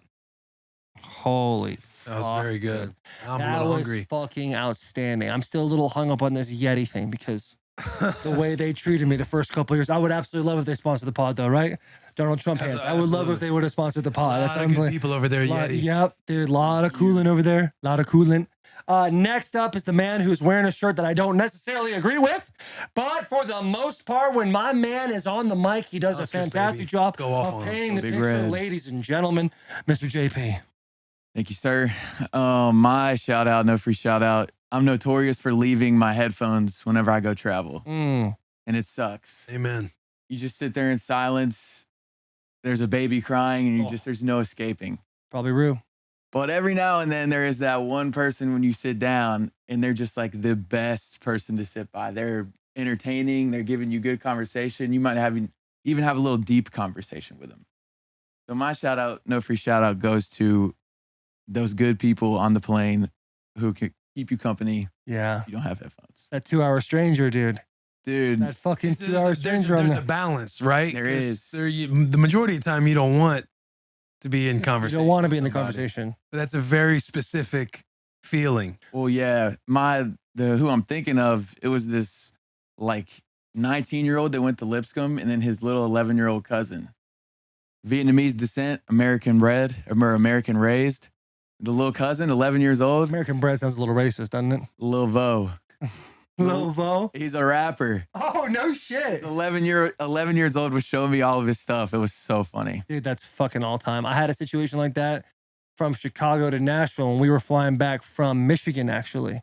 And the dude and I talked for, I don't know, a few hours or however long the flight was. He was awesome. Had a great time. Walked away from that experience all smiles. I absolutely love it, dude. I fucking love it. Next up on the list is the merch man himself. That dude that comes in with that hot heat. Do not forget to go to, was it Barstool/store? Store.barstoolsports.com. Say it again. Store.barstoolsports.com/Bussin with the boys. And if you look at some shit that was probably out, I don't know, let's say all of 2022, and you go, this shit fucking hits. This hat will be out there eventually. There's a couple of new branding shirts we got out there. That is all our man who's up next, Mr. Garrett himself. Let's hear it, baby. All right, my shout out is going to be to an experience that Jack and I had this weekend. I'm going to shout out this kid at the beach. Oh, Eiffel His Towers? name is her name is Sarah, and we pig roasted her. His name is Hans Simmons. What? Nickname Hans Simmons with a Z. Him. We were throwing the football on the beach. He's 12 years old. Kid was an absolute freak. Put our boys on skates. I was playing QB, so I didn't get embarrassed. But he mossed our friend Bobby, and we took off down the beach, got up, got hype, and he comes over and shows me his Instagram. So follow Hans Simmons on Instagram. Spell that out for us real quick. Handz Simmons, Simmons. Going to the No. league. And not for sure playing at a serious stadium on Saturday. Oh, for real? Oh yeah. You try to sell them on Alabama and Tennessee, boys? We did a little high school recruiting first. Where's he going? I don't know. He's transferred up to Lipscomb. Is that what you're saying? No, we didn't. One of our boys, Rob, Yeah, Rob, one of our boys, coaches at CPA. he's a middle school trying to legitimately scout him. Oh, no way. The kid was really like that. Hey, he was like that. Putting our Holy shit. Bobby. How'd you get how are you grown-ass men hanging out with the 12-year-old? What's up with that? They were Like, how camped did on that the work beach out? next to us. And, you're in the water, you're drinking, you're like, oh, throw me the ball. I'm going to show off to this kid. Yeah, but the kid ended up showing off himself. Oh, yeah. Now, how was your arm? It was money. That boy had a The rocket. ball was underthrown. He went up and got it, came back. It was nice. You cover him? Oh, all day. All day, every day. Twice on Sunday. His Line it up, hands. Yeah. Line that name is shit up. Hands? Yeah, so he's like smoking our friends, and his dad's like, yeah, his nickname's actually Hands. And our friend's like, oh, fuck. This kid's actually a freak. Comes over and shows me his Instagram. He's got like 4,000 followers. His whole feed is just highlights, 7-on-7s, just cooking kids. So 4,000 shout out, no free shout out is to Hands. To Hands. to Hands. Having those hands as well. Oh, yeah. Fuck, dude. That was a decent one. Not usually you get just a stranded individual in Florida. Love, you guys were in Florida, right? Yeah. Fuck. Pretty all-time stuff. Mm. Yeah. Oh, I mean, we might have put them on right there. yeah, for real. Hey, you're welcome. Your first scholarship offers, you're welcome. Yeah. We just You gave know? them a free NIL deal. You'll probably get an offer from Nebraska and Michigan right now. There we go. There it was right there. Next up is the best man on the bird, Will Compton. See what you got, baby. Tell them what the people all want to hear. All right. So my shout out, no free shout out, Sandwiches. is going to go to. So you're on your way to the airport. Mm. You know you're cutting it a little close, like always. You get there. I personally get there probably in between 50 minutes to 60 minutes before takeoff. And you might survey the line. The line could be longer. The line might not be longer. Either way, you're thinking about, okay, how quickly can we get through security? I think I'll be all good. When you're going through security and you start unloading into the trays, into the bins, and you hear, leave everything in your bag and don't take your shoes off. Oh, And then you just get to walk through security, shoes on. You feel like you're breaking the law. Like I'm about to walk through here and everything's going to go off. Nothing goes off, but leaving your shoes on, leaving everything in your bag. You don't have to itemize stuff in the tray. That is my shout out, no free shout out of the week. dude, that's an outstanding one. I appreciate that. Thanks, guys. Thank you. That's an outstanding one. You know it's a special move, dude, when you get out there and you're running on a time crunch and they say, hey, no shoes, you're fine. Sir, they even reassure you, sir, keep your shoes Your on. vibe goes fucking Yeah, 'cause you know. so up. Because you know. You're like, oh, fuck. Like, bitch, we made it. It's a good day. Yeah, for real, dude. That's an outstanding one. My shout out, no free shout out of the week is going to piggyback off of one that happened a couple weeks ago. My man Will Compton talked about that nostalgia feeling when you put that jersey on a Friday afternoon, so everybody in that fucking Oh, yo, I just community got goosebumps. knows that you and the boys are going to fucking war. 7 p.m. Be there. Everyone who's anybody's going to be there, dude. Under the lights, For baby. me, Chaparral was the birdcage, dude. The rowdiest student section in all of Arizona. But for me, there was another layer. I don't know if Willie got to ever enjoy this. That layer for me was not only would you be rocking them sevens on Friday, knowing I'm the fucking man around this part, Mm. you had your practice jersey, and every single week, it wasn't just allocated to one individual. But you let that little honey, if you wanted to, let her wear your jersey. Hey, I know we've been talking for a minute and you want to wait till you're married, but if you want, You trying to dry I hump? would love if you could wear my practice jersey on Friday. And boy, did they get fucking hype. So hype that they would low-key start showing off to all their friends, acting like they're better than everybody. And you would see this. You'd see that. It'd register. It'd be in your brain now. And you go, this can't happen again. So what happens next week? She goes to lay that hand out as if it's just coming to her like it's nothing, like another bowl of porridge. Nuh-uh, sir. I would then pass that jersey, not just me, but other individuals as well. Give it to somebody else, maybe even her same friend group. So my shout out, no free shout out, is the free advertisement. of having The practice jersey, the of practice like letting the jersey girl wear your on, practice someone jersey you're on talking Fridays. to. It's a nice little move. You see, it sounds like if you witness somebody having the practice jersey on, if they take it for granted and flaunt it a little bit, You like take it for granted. right, It like was never about, being that guy towards girls. It was about, hey, this is a privilege. This is a privilege, not a right. yeah, You know what I'm saying? Like they get a jersey. There's only Yeah. about 50 of these boys out here. For us, because we talked about this on the phone, where it was different. It was Letterman's jackets, where we were at. I feel like probably a lot of people might be Letterman's jackets, but Taylor made a good point. In Arizona, it's hot as shit. Nobody's wearing their You Letterman's don't got the jacket. letters. So it's a practice jersey. My question is, what's that practice jersey smelling like? Because I know what I did with my practice jersey. Like Yeah, that shit thing gets was stuck in the never. corner. That thing was washed maybe before the season started and then Yeah. after the season started. Yeah, that's basically you. But you got it, kid. Oh It shit! was nasty. And they're That thing rocking. low key be able to stand up by itself. Yeah. You know what I'm saying? Stiff and stale. But they wear it, dude. Fucking shout out, dude. Shout out. Who would wear my jersey? I don't want to say names. Still close. Still too close. Still Hey, close. you be too giving close. your Letterman jacket out? Yeah. What's her name? I mean, What's a couple different people. Yeah. But I don't want to give free shout outs. You know what we're about on this podcast. Respect. You know what I mean? That's a good one though. Anytime you bring up nostalgia from high school, I feel like that's just a just a fucking win. winner, dude. It brings you back to good times. Yeah, dude. High school was the fucking best. You know what I was talking about my wife about? Is how I'm 31 now. She's 29. Happy birthday, by the way. We didn't get to say the birthday. Yeah. The birthday boy Taylor, he's 31. Appreciate that. This is not a birthday. It's more like you're getting the point where you're definitely not a kid anymore. You're getting older, and it's like there's no slowing it down. I know, man. And It's you can kinda spend money tough. on doing like facials and shit. Yeah, I saw the facial I got in Canada. Yeah, Oh my. your boy had that Oh. cream on his face, dude. Yeah. That fucking thickness, dude. Oh man. When I put that up too, when I put that fucking picture up, I go, I know what's about to happen here. I just put that was a hard 7. Did you have an idea that it'd be like that when you put it up? I knew it was gonna be bad. The thing I felt most bad about was knowing my teammates was gonna have to endure that. Like they were gonna get texts on the side of screenshots going, man, this is your boy? This is your fucking boy out here? Bro, I got that. Did you really? Cam Jordan hit me up like, hey, From the DM from the Saints? yeah. He said, hey, explain this. Bro, Cam can fucking text me himself if he wants, dude. I'm just saying. That's crazy, bro. But yeah, I knew that shit was gonna go down. But you kissed the dude in Vermont, so I guess it's all good. Yeah, dude. That's I was caught off guard by that kiss. Bro. Would you do it again? Yeah. Nice. Yeah. That's crazy. It Anyway. caught me by surprise.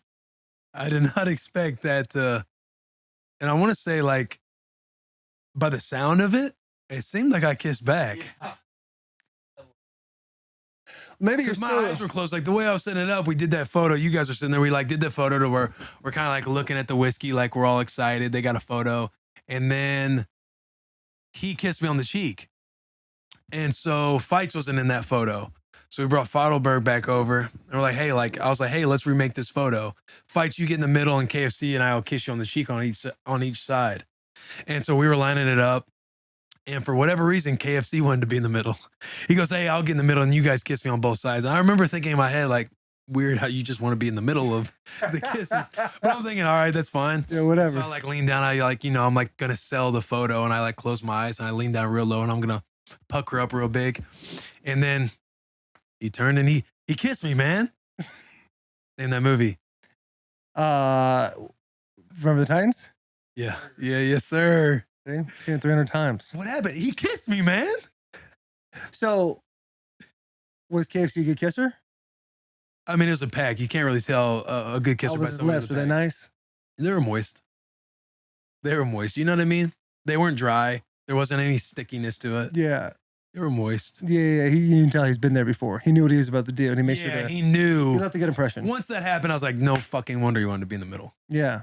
But he kissed me. And He goes, I'll be in the middle. Did Feidelberg know?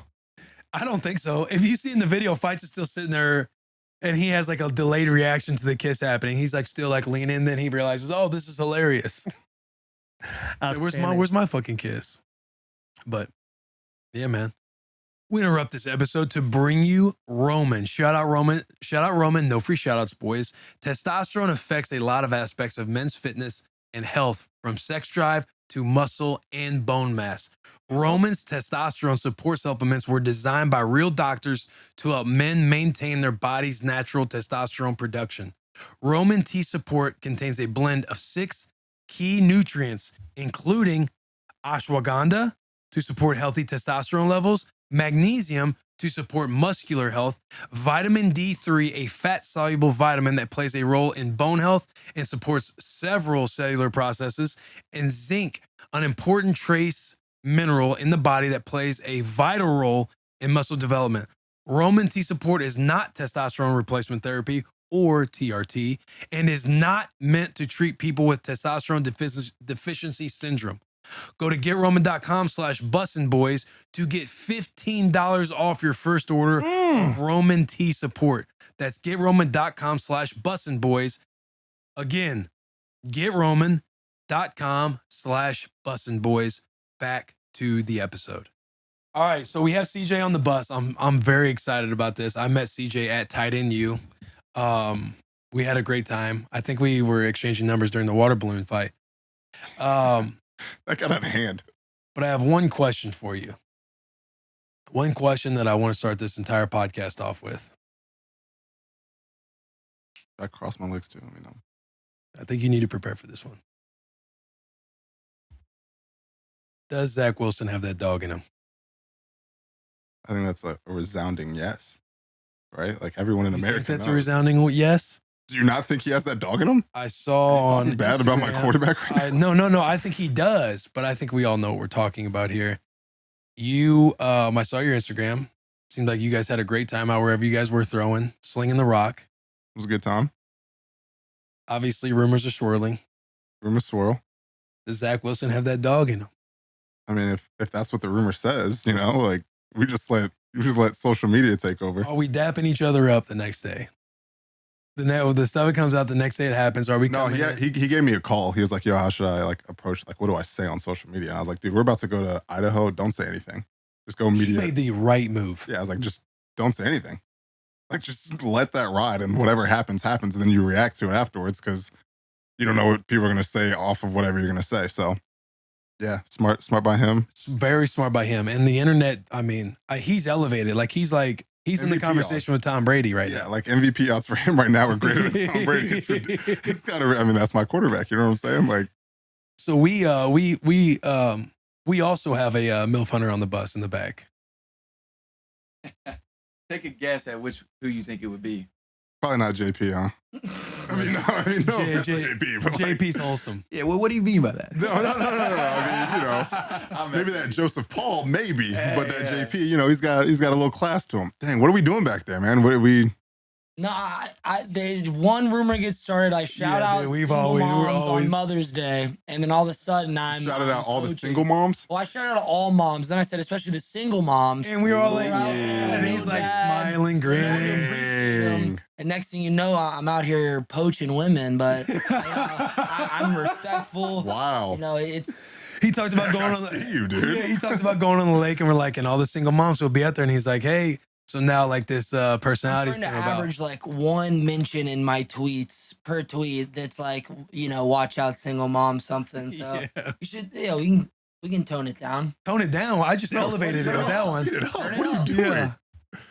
That's great. Well, I appreciate you for coming on Bussin' with the Boys. I think we have what we need. Yeah. All right, boys. See you guys later. No, but that was is Zach a boy? Is he like one of the boys? Would he come on the bus? Yeah, he'd come on the bus. For sure. I think the more I get to talk to him, the more he opens up a little bit. Like you would probably have to have a couple conversations with him just like Yeah. outside just to like loosen him up, but he's a homie. Yeah, I mean, he's a quarterback. Like when you're like a first round quarterback and stuff, it's kind of like you're either From Utah. right from Utah, went to BYU. Like they do it, you know, the Mormons do it a little bit differently, right? Yeah.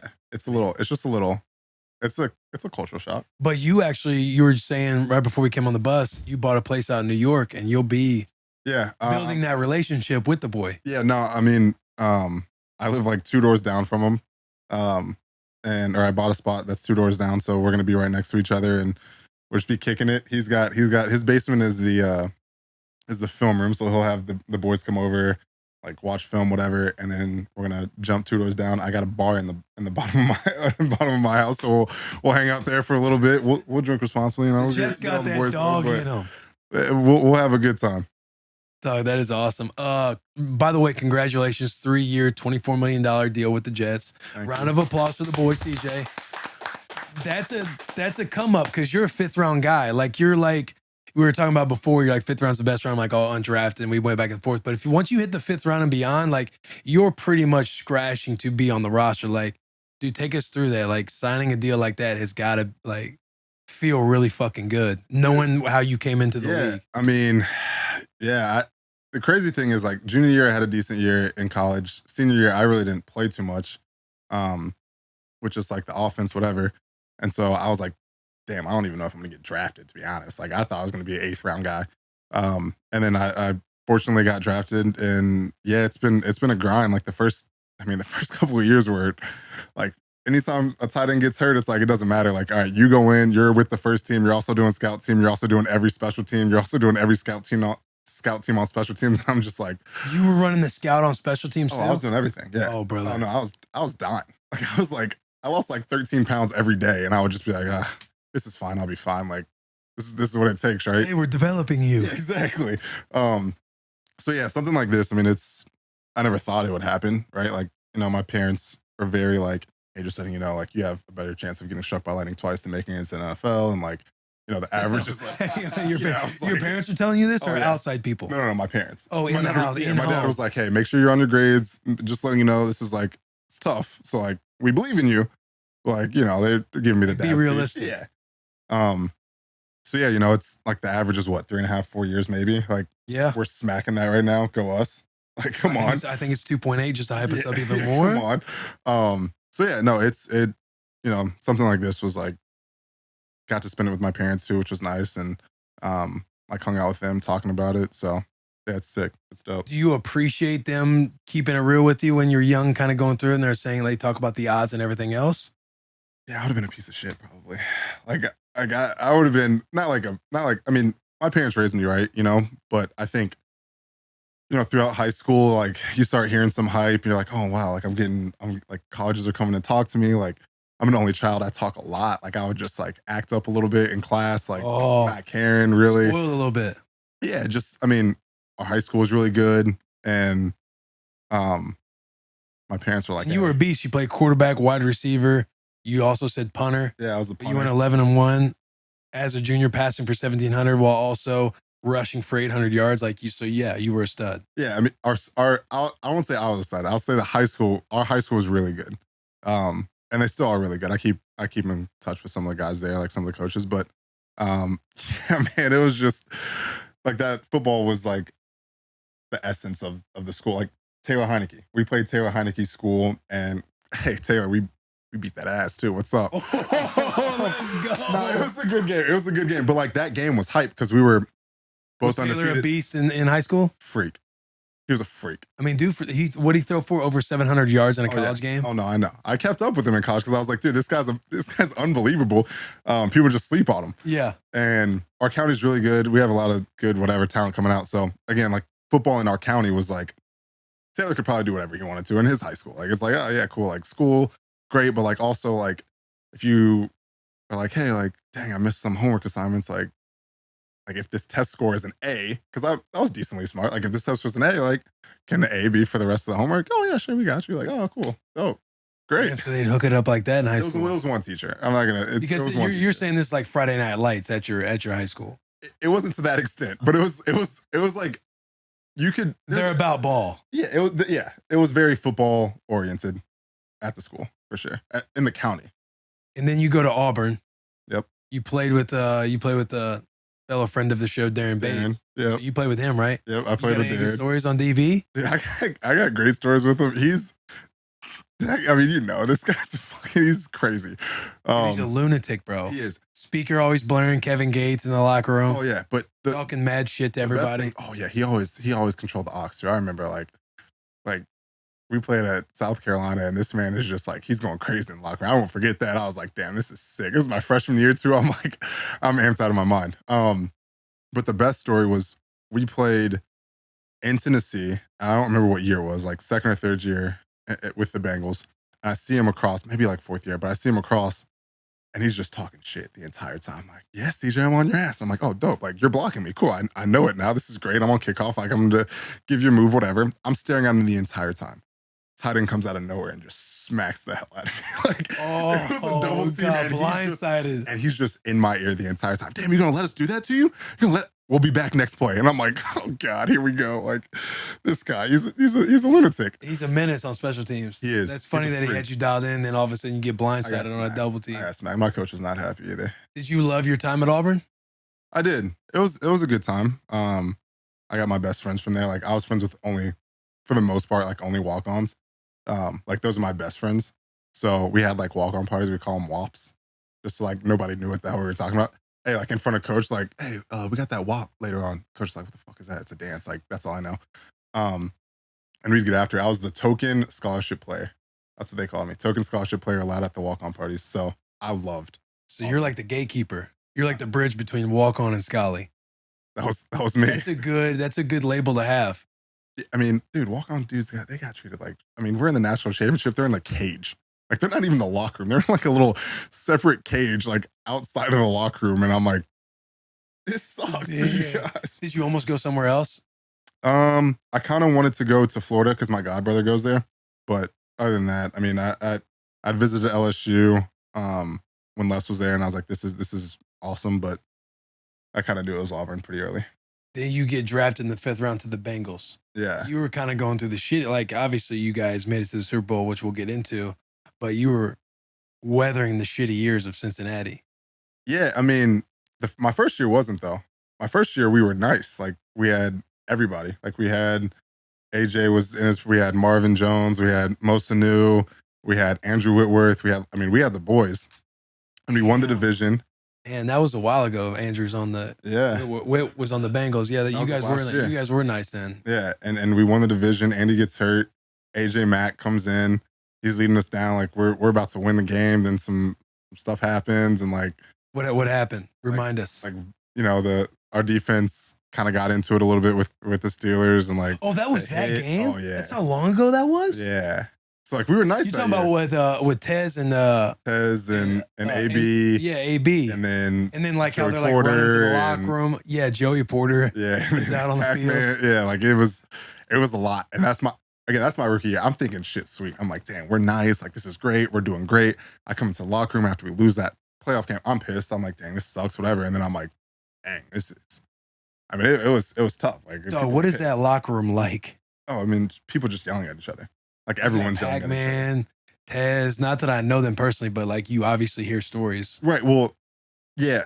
I'm gonna be honest. The craziest thing is like, Tez likes me a lot, which is awesome. Like, I do some like car karaoke stuff, which is like, it's just, I do it for fun. And he would come in and be like, hey bro, me and my girl watch that car karaoke. That shit's funny. And I'm just like, hang on, car karaoke. Yeah. Like, you got a YouTube channel? No. I just hop in the car and I just like play some like Taylor Swift. I get some props out there, like Miley Cyrus. Like, I was in California. I'm doing some crazy, dude. I just have some fun with it. But he's the last person that I expected to be like, hey bro, that's funny. Like, me and my girl were watching this last night. Hey, do that. Like, when's the next one? Yeah. It's like, I don't know. I was gonna stop doing it. Like, whatever. He's like, no, you got to keep that going. I'm like, all right, cool. Like, Tess is the boy. But locker room was crazy. I mean, yeah, like you said, you got all those different personalities like clashing, people pointing fingers and like just yelling at each other because emotions are high. We just lost the game, right? We thought we were gonna win with the backup, and it was hell. I mean, it was hell. Dog, playing with Tez, I mean, what an animal. Yeah, did he ever lick you? Over the middle once. Yep. Wasn't supposed to, I mean, it was supposed to be like just fit, like, you know, just fit up. And I'm running a shallow and I sit and I turn right into him and he just lowers his head and I'm like, oh God. All you hear is just stay off the ground. I'm like, coach, I'm trying to stay off the ground. I just got smacked. They would talk about how like how smart he was, like instinctive he was. Yeah. Not show up to practice, but he'd be like, he would know everything when he would show up. Like sometimes they say they come in, he'd be in the hot tub and he'd be like, no, I'm not practicing today. They'd be trying to get him to come out to practice while practice and warm-ups are starting. And he's like in the hot tub. He's like, oh, no, I'm not practicing today. But then he'd come out the next day, say it's like a fast Friday, and he would know everything. And he'd be on the field, like pointing shit out. Oh yeah, no, like even when he was hurt, like when he was injured or like off the field or something, he'd be like, the trainers would be on him. He'd be kind of talking to them, looking at the field and be like, it's a fucking cross route, just yelling it before the play. And it's a cross and he gets pissed. And then he's like, doesn't matter if he's hurt or not. He's putting his helmet on, he's going back in. And I'm like, what are you serious? Like, how do you know that? Like, and he's smart. He's one of the smartest football players that I've been around, like defensively for sure. But maybe in general, like he knew concepts really well. It was crazy. When did Marvin get fired? My 4th year. So going into my contract year. So this last year? So no, because you've had Zach Taylor for a couple years for now. 3 years. Oh, and the Bengals extended you? Yeah. So after those 4 years, Marv gets fired, Bengals extend me, and I was there for 3 years. Okay. Yeah. All right. And then that's when you guys kind of have, battling through some stuff. Yeah. I will say the one pre-draft visit I went on with Cincinnati, what a hellhole it was at the time. Maybe it still is. I don't know what more they did to it, but at the time that I went, there's a fucking the cafeteria was in the basketball gym, and they would just set up tables. Yeah, they renovated that. They switched it up for sure. Because now it's, I don't know if you remember or not, but like now you walk in, you take a right, and the cafeteria is there. The players' lounge was just like a room with a couple chairs in it. Yeah, it's still the case At the time. Oh, yeah, it's still that way? That was still the case when, yeah. But you talk to everybody around the league, everybody's like, oh, Cincinnati has got the worst. Yeah, it's pretty like facilities. there's a couple teams for sure that I hear, but yeah, it's up there. So you were grinding there for what, 6-7 years? 7 years. You wish you would have stayed? Nah, I mean, it was Was the situation going into this last year? Obviously, you have a good year, but are you wanting to stay in Cincinnati? well, yeah. I mean, I think you're in a place for 7 years, right? You're like, dang, like this is, you make it your home, and you're like, and I talking to people that, like one of my boys, he's like in the corporate world even, right? And he's like, yeah, I've been at this company for 4 years, and I'm like, dang, do I really want to take this other job? Right. Like, that's gonna be tough. Like me and the family, I'm trying to start a family with my wife, all this stuff. And so yeah, you're comfortable in a city that like embraces you, especially after like you said, being through the shit and then going to the Super Bowl. You're like, oh dang, like, I got, I've planted some roots here. Like I kind of want to stay. And then, you see certain things and you're like, dang, all right, cool. Like, man, all right, I kind of see that you're wanting to maybe go a different direction. Or you're maybe what are the certain things? Yeah, it's just, like trying to rotate other guys in there? no, it's not that. It's more like just contractually stuff. It's kind of like throw me a bone maybe, and you don't get that, and you're like, all right, well, I know another team that has some young talent that is gonna, throw me a bone, and I'm gonna stick with them. So is it one of those situations where they're trying to start negotiating like way ahead of time, and then No, that's obviously not how like every does it. player gets like disrespected in their first offer? Yeah, well, I mean, And you Yeah. either understand what's happening, or like there's some guys who just get so pissed off that like, yo, they're trying to disrespect me type of thing. yeah, no, I mean, I knew, Because knew you've how been through they- it a couple yeah, times exactly, now. right. Yeah. So like, I knew how they were gonna do it. I knew how it was the first time, and I knew that's kind of the way that that contract works. And it's not just Cincy; it's most teams. Most teams are Oh, like, yeah, hey, I'm just trying to lowball you and see if you say yes. That's business. Yeah. But it was the ending stages. We were like, okay, cool. Like, nice. We got a couple back and forth. Like, let's see if we can like actually plant something down. And it was just like not happening. And I was like, all right, well, I mean, that's fine. Like, it sucks, right? Like 7 years, Yeah. like, dang. But at the same time, it's like, all right, nice. Like, I'll go somewhere and make something shake with a young team with some dogs in them. Ooh, there you go with the dog in them. Do you feel like you do a pretty good job of like keeping your emotions separate from like the whole business thing? Like, let's see, it seems by the way you're talking, like you want it to work out, but if it doesn't, like you're all right with trying something new. Clearly, that's the option you did. But some guys, they want to stay with their team badly and will do whatever to make it work. And usually, the player ends up like Nah, folding in the business world of like taking a lower deal to stay with the team or stay in the city. yeah, I think. I mean, I would have for sure, but it was pretty bad. But Dude, it is what it is. Like Yeah. George was on the pod a couple weeks ago, and we were talking about the Debo Samuel situation, and he goes, "Look, man, he's gonna have a locker. Like he's gonna have a locker here in San Fran. Like we hope he stays with the team, but he's like, you only get this small window for each individual or each athlete to capitalize on like what they've worked their entire life for. And 100%. he's like, who am I to like say, hey, don't go get your money. Like you only have this much time to acquire it. Like you have to do what is best for you. Yeah. Some guys, you know, their priorities are set differently, but it's not like every player goes through that, like a situation to where it's like, hey, you got to do like what is best for you. Because when the logo's gone and the shield is gone, no one cares what's happening. You know, no one's going to care what happens to you or what happens with you. It's like, hey, good luck in the next chapter. Yeah. I mean, and the guys know that. I mean, I still talk to some of the guys in the locker room for sure. You know, the punter was probably my best friend. Kevin was probably my best friend for the past couple of years, you know, on the team. So we still talk. But yeah, I mean, everyone knows, like, you know, they're gonna have some problems just retaining Joey B back there. So I was like, yeah, I mean, respect. No like, doubt. I understand. Like if it's like a longer deal, because Joey B's got what, 2 more years or 2 more, well, they'll have to probably renegotiate. But he just finished his second year, right? Yeah. So no doubt, like it's like that time frame that everybody talks about, like in the media, like you have your quarterback on a rookie deal at the moment. You better build all around him to try and obviously win the Super Bowl. Exactly. But no, I feel you, man. It does seem like you do a good job separating the two, though. Well, yeah, I mean, I will definitely, like, hats off to my agent for that, because he was like, hey, like your job, like I know that you have emotion into this, but like my job is to make sure that like I'm looking out for you and your best interest. Like if you're wanting to like take this, just know it's not good. Like it's not something that I would recommend you taking. Like just talk to your parents about it. Let me talk to your parents about it. Like let me just like try to inform you of everything that's going on. And I'm like, dude, thank you. Like, because you know it's an emotional game in general, and then you like tie your roots somewhere. But he was like, hey, you got to take that out of it, and that definitely helped for sure. And now, who all was in the game for you? It was between Jets. Bengals and Jets. Those two. Yep. And Jets came up, man. They had a good draft. Yeah, we did. You guys gonna win a ball game or two this year? We'll probably win way more than a ball game or two. You know what I'm saying? We got the MVP front runner right now. There's no question, bro. Zach Wilson, the dog that everybody, this facade that is getting created is pretty funny. Yeah. But yeah, how do you feel about going through OTAs and everything with the Jets, like getting acclimated to New York, like being out there in the city? Like you go from Cincy, that type of situation. I've heard the Jets have an incredible fucking facility where you probably go over there and you're like, yo, how do all teams don't have it like this? I haven't been there, but like one of my boys who was at Nebraska would take videos of like their where you had the nutrition table, like making shakes, like the recovery, all of this stuff. Like how have you like getting acclimated to New York? Oh, it's New York as a whole. I mean, the city is amazing, right? Like I'm happy that our facility is kind of a little bit further away too. So it's like 40, 45 minutes, shit, an hour 15 with I don't know. It just depends with traffic. But yeah, so I like the city, obviously. But then just the facility it's insane.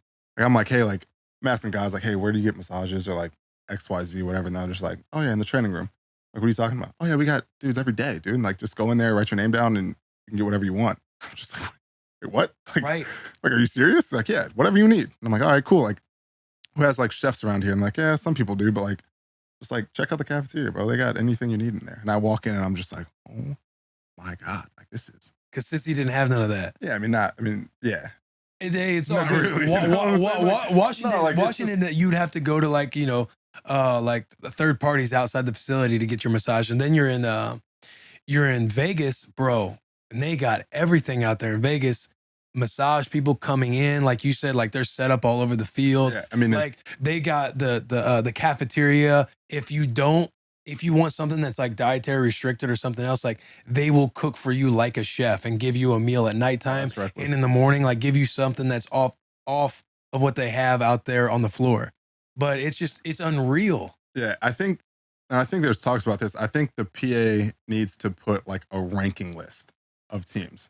Like, hey, this is what's smart. Available for the facilities. Like, this is what the practice looks like. This is what, training, like whatever it is, so that, and everyone has it. Like the whole team, like everyone has it. So you're like, oh, nice. Like you're a free agent and you're like, oh, cool. Like, let me see cool. Like maybe, like you said, like there's tiers to it, right? Or there's like in your head, you're like, okay, nice. Like this is the offer, but like maybe the facilities aren't great, but like training camps, they show you love, like, whatever it is. And you're like, oh, cool. Like I know what a certain team has, and that'll make sure like that'll make sure teams are like on their Up- shit with yeah, it. up You know what their I'm saying? Like, standard. yeah. Because we'll be in the PA meetings and everybody be kind of arguing about the old like the training room setup Yeah. and like the access you have, because they want you to, if you get hurt off site, it doesn't pertain or happen. It doesn't involve your contract. Right. But if you get happened on site, like at the facility, then they'll take care of you. Right. And everybody just argues back and forth about like, we would train there or we would be there, but everything is shitty compared Yeah. to what you can get 100%. training somewhere else in the off season, whether it be Nashville, Austin, LA, Arizona, Miami. Going back to your colleges Yeah. are fucking insane. Right. I'm like, dude, I go That's a back good to point. Auburn and I'm like,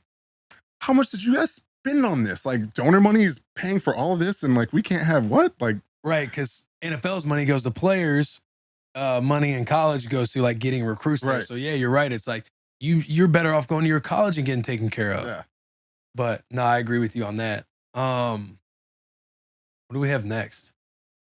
I'm sitting here thinking about all the different spots to train at, because I do remember vividly. Do you go to the PA meetings? Dude, I went to some of them during the COVID stuff, and I just had to get out, man. I was like, you guys are asking the most absurd. When you Like, say the COVID stuff, is this when they're Zooming the PA meetings? Okay, yeah, that's. You never went to the in-person ones. nah, I was supposed to this past year. Or like this year, I'm getting texts still like with two Cincinnati guys. I'm like, hey, boys, I'm not in this anymore. Like, I'm gonna have to remove myself.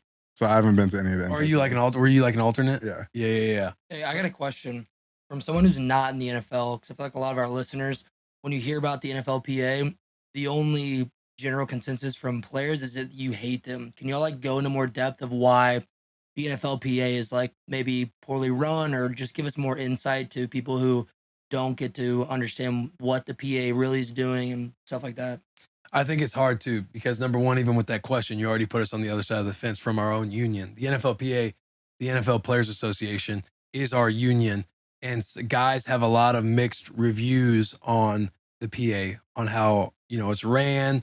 Guys always have a million questions when you go to the meetings. It's like it's when I hear guys complain about it or get upset about it, there's like things that obviously none of us know everything about it, but you sit there and hear stuff on them being involved with the NFL a little bit more than they probably should be, or they could be working side stuff, or we build up this war chest and we never are really going to do anything with it if we're just going to cower up and sign the dotted line right before a new CBA happens, which in my opinion is what we did this past CBA. Yeah. Is we all signed. Half the guys were signed before we even got to the NFLPA meetings, and so there's just always this like, there's a lot of mixed reviews about it. Like if we had Dennis Kelly on here, Dennis Kelly is somebody who I look to, who I always try and hit up, because he's somebody who plays that side of like, you got to understand it from this point of view. Because some guys will be really emotional about it and they just fucking hate it. But there's a lot of guys who don't go to the meetings or they don't show up to stuff. So by the time guys are showing up at these meetings, when they have them, these destination places, or when you have them on Zoom, I mean, that one does suck. But when you go and meet and we're all in the big room and having our getaway every year, that 3-day trip, guys are arguing over so much stuff, you can't get anything done. It's like you sit there because we're going back and forth. We're trying to get stuff done with like 32 NFL owners. You're talking about you're talking about people who are the elite of the elite. There's 32 of them sitting in a room. They understand negotiating way more than any of us ever fucking will, because they've been doing business their entire life. Yeah. They're not like, some of them could be, people can argue like trust fund or legacy children or whatever the case may be, but it takes a lot of work to be a billionaire, and you're all sitting in a room and there's 32 of you. And with us, the NFLPA, you get 2,000, 1,500 guys. Now, all of us aren't there at the meeting, but you get all of us in there and we're just charged up athletes trying to argue, and we think we know what we need to be doing. But guys are just sitting there fucking arguing all the time. And it's like, yo, this is not happening in the owner's room. We know that. And everybody argues over stuff. And some of it's petty enough to where it's like, we try and get stuff taken care of in the season, where they come in and visit us and have our meetings. And what I think about that is like, we have to pay attention in those small meetings, because when we have them in season, they're usually after practice. They're later in the year where it's dark out already. Yeah. You're already in the grind of a season. So somebody from the NFLPA is standing up there. We're either making fun of him, or you're trying to joke about the coaches, doing too much in practice, or we're having, you know what I'm talking about. 100%. And you vote on your reps, your alternates, and this, that, the other. And we don't take care of the small stuff that we end up arguing about when we're at these big meetings. And that's kind of like my thoughts on it when I sit back, because I've been an alternate a few times. Like I've been in the little meeting rooms, and I argued one time about practice squad guys getting accredited season, and they ended up getting that done because Lorenzo Alexander was a P squad guy for like 2 or 3 years, and ended up helping pioneer like getting something done. But you can get stuff done, but to me, guys aren't locked in like they should be, and they would rather judge and have big opinions versus taking the time to think about actual situations. Yeah, and guys some guys just like hearing themselves talk. Like it's dude. Some dudes be on there thinking they're spitting game, like 100%. really saying They're like, something. hey, let me spit something to you. Let me educate you. It's like, no, you're not educating anybody. Yeah. You're just saying the same thing over and over again for 10 minutes. And then they're giving you an answer saying like, hey, like we'll come back to you on it. And you're like, okay, but, and you're trying to word it in a way that's like, well, you just said that. You're just trying to sound a little smarter, but you're sounding dumber because you're saying the same thing and you're not using bigger words correctly. You'll be on the phone. Some dudes will start laughing. Yeah, no, I mean, you gotta mute yourself. Insane. It's like, it honestly is insane. And those same guys, like you just said, like they're not in every meeting. So they'll miss a couple meetings and be like, they'll hop on however many meetings later and just be like, okay, so what about this? And just go into a rant and like, hey, like, then you got people talking over each other. It's like, hey, we discussed this. It's this, and this, but he doesn't want to hear it because he wasn't a part of that meeting. And so now he's just like, all right, I have the floor. I started talking. I'm going to keep talking. It's like, dude, just shut up. Just shut the hell up. Like, and then there's not like full attendance with the reps or the representation, the guys who get voted on. Yeah. And some guys will complain you need the money guys to show up. Like, yeah, that's a valid argument, but like, it's way more. It's like we don't spend enough time trying to get the actual stuff done. And I think on the flip side, as a player, you sit back and you see some of the stuff that does get done or the way it's handled. And sometimes like I know for me, it's like, I would feel like you want killers going up against these, going up against the NFL. Yeah. Sometimes like guys feel like we concede a little too early, too much, which I would agree with in certain situations or certain areas. I'm doing my best to toe the line with all this stuff because obviously I'm pro for the boys. Like I want stuff to get done for the players, for the NFLPA. So I'm for the NFLPA. So I try and hesitate like talking shit, so to speak, because I want us to be better. So in my mindset, it's like, instead of bitching about it, like let's figure out a way to like be together on something or show up. Or you who are sitting here bitching about the whole time, like be on a phone call or show up to a meeting so that way you understand like what you're digesting and spitting out in the first place. Yeah. No, I mean, I'm with you. It's like you just said, it's just bitching. It's a whole lot of bitching and there's nothing constructive that comes out of it if you're just going to yell or like talk or raise your voice, or if you don't get the answer you want, or like if you don't get the answer that you're looking for in your head too, then it's just all hell breaks loose. Then you freak out more. And you spend too much time talking on certain topics to where you waste all your time. Yeah, the dumbest stuff. The dumbest shit, bro. The rants are on the dumbest things. It's not on the things that are important too, which is why I'm just like, dude, I'm pissed off. Like I'll just mute myself and kind of just be like, all right, I'm gonna put my phone down. 20 minutes later, but he's still gonna be talking, or we're still gonna be talking about the same point because someone else is gonna jump on about something that has no effect on anything in the grand scheme of things. Like it just so minute. And then we get nothing done because then it's like, all right, we got an hour and a half conversation, 20 of it spent on or this. People have left the phone call because just like, all right, what are we doing? Exactly.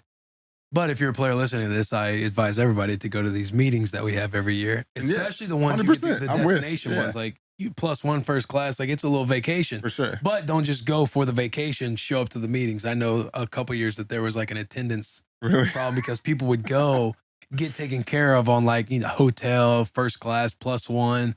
And dudes wouldn't show up to the meeting where they'd start taking attendance. That's why attendance started to happen. Yeah. That's funny. Dude, this past year, going to the Super Bowl, being this fucking close, what was it like experiencing the Super Bowl? And getting there on some like bullshit calls. Can you elaborate on that? So I know one in particular against the Raiders that play in the end zone when the whistle was blown. Mm-hmm. I think that was a bullshit call. I don't recall that one. Bring it up, Jack. I don't know what you're talking about, to be honest with you. Oh, this man just Johnny on the spot out here. What are you doing? Yeah, he'll bring it up. Computer crash out there. What? He'll bring it up. Final play, or is it? It was like it was towards. Oh, definitely not the final play. No, it wasn't the final play because the Raiders were trying to go down and score. Yeah, I don't remember a whistle on that one. And unfortunately, we stopped the route pretty short from the end zone when it's the last play of the fucking game. Yeah, it's tough. I got cut the week before. However, I was all about caping the boys going into the playoffs because I do strongly believe that I was a huge reason why we got there. Yeah, I mean, for sure. Just keep a straight face Foster the even- entire time. Yeah. Dude, Foster's a stud, man. Yeah, he's a Very good dude. funny individual when you get to know his humor. Yeah. Because at first you kind of can't tell. No, you have no idea. No clue. First time I met him was last tight end you, and I was just like, what? You thought he was autistic, right? No, I saw that. That. No, I didn't think that. I was just like, this guy's got some. And he was like, yeah, he was talking about Joe. He was like, yeah, tell Joe I said, hey, like that's my boy, blah, blah, blah. And then it like clicked. I was like, oh, you two are probably the same because you got the same sense of humor. Like you're friends probably because you're just like, you say something and you're just straight faced, and then you'll laugh maybe later or smile maybe later in like a cynical way, and you think it's funny and it's not really that funny, but then it turns out that it is funny. That was like a whirlwind, but like that's how it is. You got to keep up with him. Oh yeah. As we wait on him bringing this play up, playing with Joe B, Mhm. the dude seems like the truth. Yeah, he is. I mean, he plays like a vet. He's How so? Like, explain what makes him comfortable enough to where he commands the huddle like that to play like a vet. I don't know. He doesn't even talk too much. But when he talks, it's like, oh shit, like he's spoken. Like don't. When you say talk, are you talking about like speaking in front of the team, or are you talking like? Yeah, really, he doesn't speak too much in front of the team. When he does, it's like, okay, like this is how it is. And I think the main thing I think too is like in offensive meetings, coaches talking, and it is kind of an open dialogue for the most part. Like people aren't like just absolutely going insane out there. But if you were to say something, like Joe would just be like, I kind of just want you to run it like this, or just just get open. Like I'll find you. Like I know where you're supposed to be if it's cover 3 or whatever. Like be in the direction. I'll get you the ball. Like, oh, okay, cool. Like dope. I can just go out there and play and like not like a robot. Like and then you just have fun, and to an extent, like because then if you're having too much fun, he'll be like, hey, we gotta lock the fuck in. And he'll check you like that. And then it's just like, okay, cool. And then you just stop. Like, done. Got you. So he's got the whole quiet demeanor until he wants to speak up or say something. For sure, which is why or like dress up for the games. Exactly. Which is like, is that a mind fuck if he's like got a quiet demeanor and then all of a sudden he's showing up to the plane or showing up for game day like he's. Let me tell you how fucking hilarious that is to me. Like seeing this man just like sit in his locker and not really talk, not really do much. Like he has a chessboard in front of his locker that like low key he'll play chess against himself, like certain moves, bro. Like it's like, bro, it's super interesting. He's got a chessboard sitting in front of his locker. Yeah, so they got like a little golf cart, right, or like a little cart, whatever. And I played against him once, and he thought I was gonna be trash. I could tell. Like he was like, oh, this is gonna be easy. He's sitting down, he's making some moves, and he's like, and he'll sit back.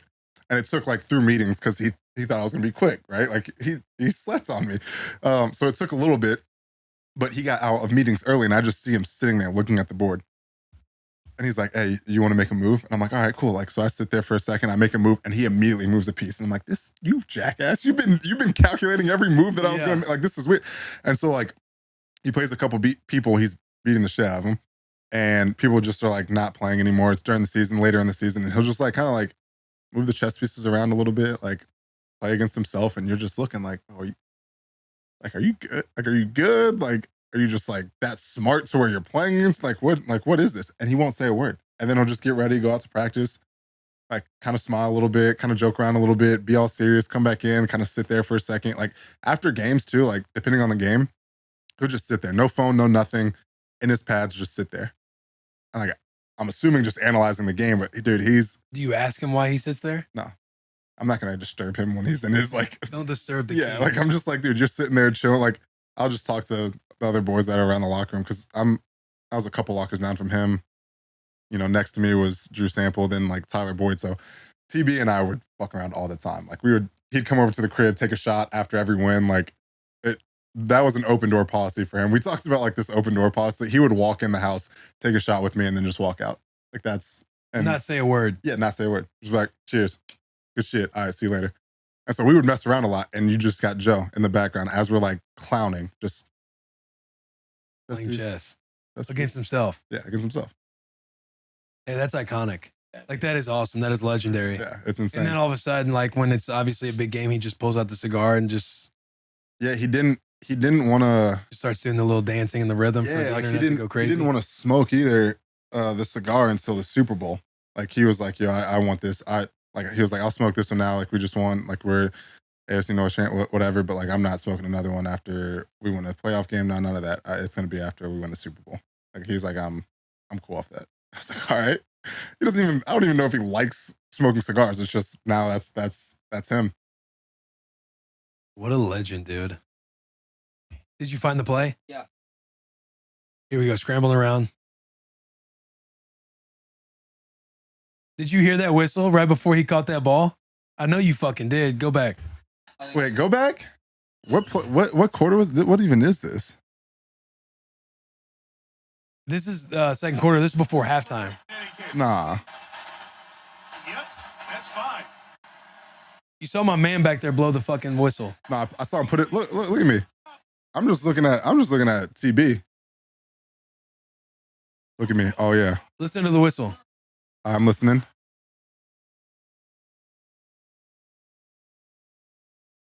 Oh no, I think that's a delayed. That was a delayed TV reaction. I think is what happened. You got that little shit grin on your face, man. No, hey, I'm listen, just- you're not on the Bengals anymore. No, I think it was Like, just. let's talk about it transparently. Weren't Yeah, you sitting there thinking like, shit? Yeah, all of us are. We're like, what the hell is going on right now? Did you think like, oh, I thought I heard the whistle? Like, be real. Did you personally on the field hear the whistle, or you just thought, oh, what is the conversation even about? No. I heard the whistle as the ball's in the air. Or like Like, on the as field, I'm like, looking, as you're like as I'm playing? looking, I was like, ball, because the ball was thrown. Like, I mean, you hear it. He's putting the whistle in his mouth. He's not blowing it yet. He's blowing it like now. Like, and I'm like, wait, what the hell? Like, that was a little premature. Like, did he know he was going to catch that right now? Like, what's going on? Because you see me, I'm just like, okay, he caught it. That should be a touchdown. I don't know what's going on the sideline over there, but like, I'm going to act like it's a touchdown until they say it's not a touchdown. Yeah, you see me looking. I'm not like super hype at the moment because I don't know. Because you're thinking, I don't know what the hell's going on. Touchdown. Yeah, exactly. I didn't know. That's all we needed. But I do know that was a touchdown. If you look at it too, I mean, he's not going to make the play. Yeah, I mean, yeah, he's probably not going to make the play. However, like for argument's sake, For you, yeah. For you. for you. for my narrative, Yeah, for your narrative, you got it. for social media, For everyone else's narrative, social we media, got the clip world. that we need. It's going to be up to you to find the rest of this clip and post it yourself. All right, cool. We got it. I'm boys with the boys now. We're good. We drop one and he drops it right underneath. Exactly. Here's the full entire quote. Yeah, because I got I was you. doing one with Foster last week on saying that he's the team to beat. The Raiders are the team to beat in the AFC West, and we quote it like in big, like a big graphic, like that he said it, and then I'm like very small, that people can't understand, and everybody's like arguing. It's crazy that he's already claiming that they're the best team. Blah blah blah blah. Just to rile everybody I up love on the it. internet. God, I love that. Going to Tennessee. Talk about that game. Obviously, you got now, as you do talk about it, you got two juggernaut fans back there, and Garrett and Jack. I'm obviously for the boys as well. You beat both my squads back to back. What was like going into Tennessee? Like, I'm sure you guys had all the confidence in the world, but Tennessee was fucking rolling. Derek the King Henry's coming back. Yeah. Talk about coming to Nashville. All right, well, I got to say this too, off rip. After the game, I said, talking about clickbait and like things that got blown out of proportion. I said, the quote was that they were scared of us. That's what You're got quoted blasted. saying that? That's what got quoted. Bring that up, Jack. No, that's what got quoted. But the entirety, like, I'm long-winded, right? So like sometimes I Explain the right. situation. Give so context. what I was saying was like the entire situation was, hey, I saw the way that they were playing, right? Like the offense was trying to run the ball. They were trying to run the ball. They were trying to milk the clock. They weren't really like, yo, you guys can come down and you guys can go win this game too. Yeah. We're on the You're in sideline and we're watching our defense and we're kind of seeing how Tennessee is playing. ... Oh, they're scared of us. ... You see that ellipsis in there, and yeah. There's you some more. yeah. If we get the ball back, we're gonna win this game. That was our mindset the entire time. ... They know if they give it back to us, it's game over. And then we get the ball back and we're like, it's game over. Yeah. It's over. Yeah. So what I was saying was like, okay, like it's a tie game. right? And time's winding down like heavily, and it's just we're still gonna run the ball. We're still gonna run the ball. We're still gonna run the ball. It's still gonna run the ball. Right. And I'm like, oh dang, like they're not. I mean, they've had some explosive runs. Like, well, like we were happy with how our defense was playing. We're like, we're playing great. It was a really good defensive game, and we're sitting on the sideline like, dang, like they're not really. It doesn't seem like they're like too keen on hurrying up to try to get a touchdown or get in field goal range. It's kind of like it's a slow, methodical pace. And I know the game of football. Like I'm like, dang, all right. Obviously, they're wanting to kick a field goal to win the game. Yeah, Game I mean, over. wouldn't you do that? I mean, it's kind of like you're playing exactly. chess. Yeah. But I'm like, I'm like, like you could throw the ball a little bit. It's third and however long. Like throw that thing, air that thing out. Like I'm a coach. That's how we've been kind of playing. Like in my mindset throughout the year, it's like, all right, cool. Like, yeah, we've been able to run the ball well, but like game's coming down. We're putting the ball in our boy's hand, and we're gonna make plays on the perimeter. And so I'm just like, yo, we get this ball back. Like we're good. Like they don't want us to touch the ball for a second. Like they don't want us to anything. And so that's just what I'm saying to the team, what I'm saying to the squad. Like that's how I'm thinking. And I did say like, oh, they're scared. They're scared of our offense and what we can do.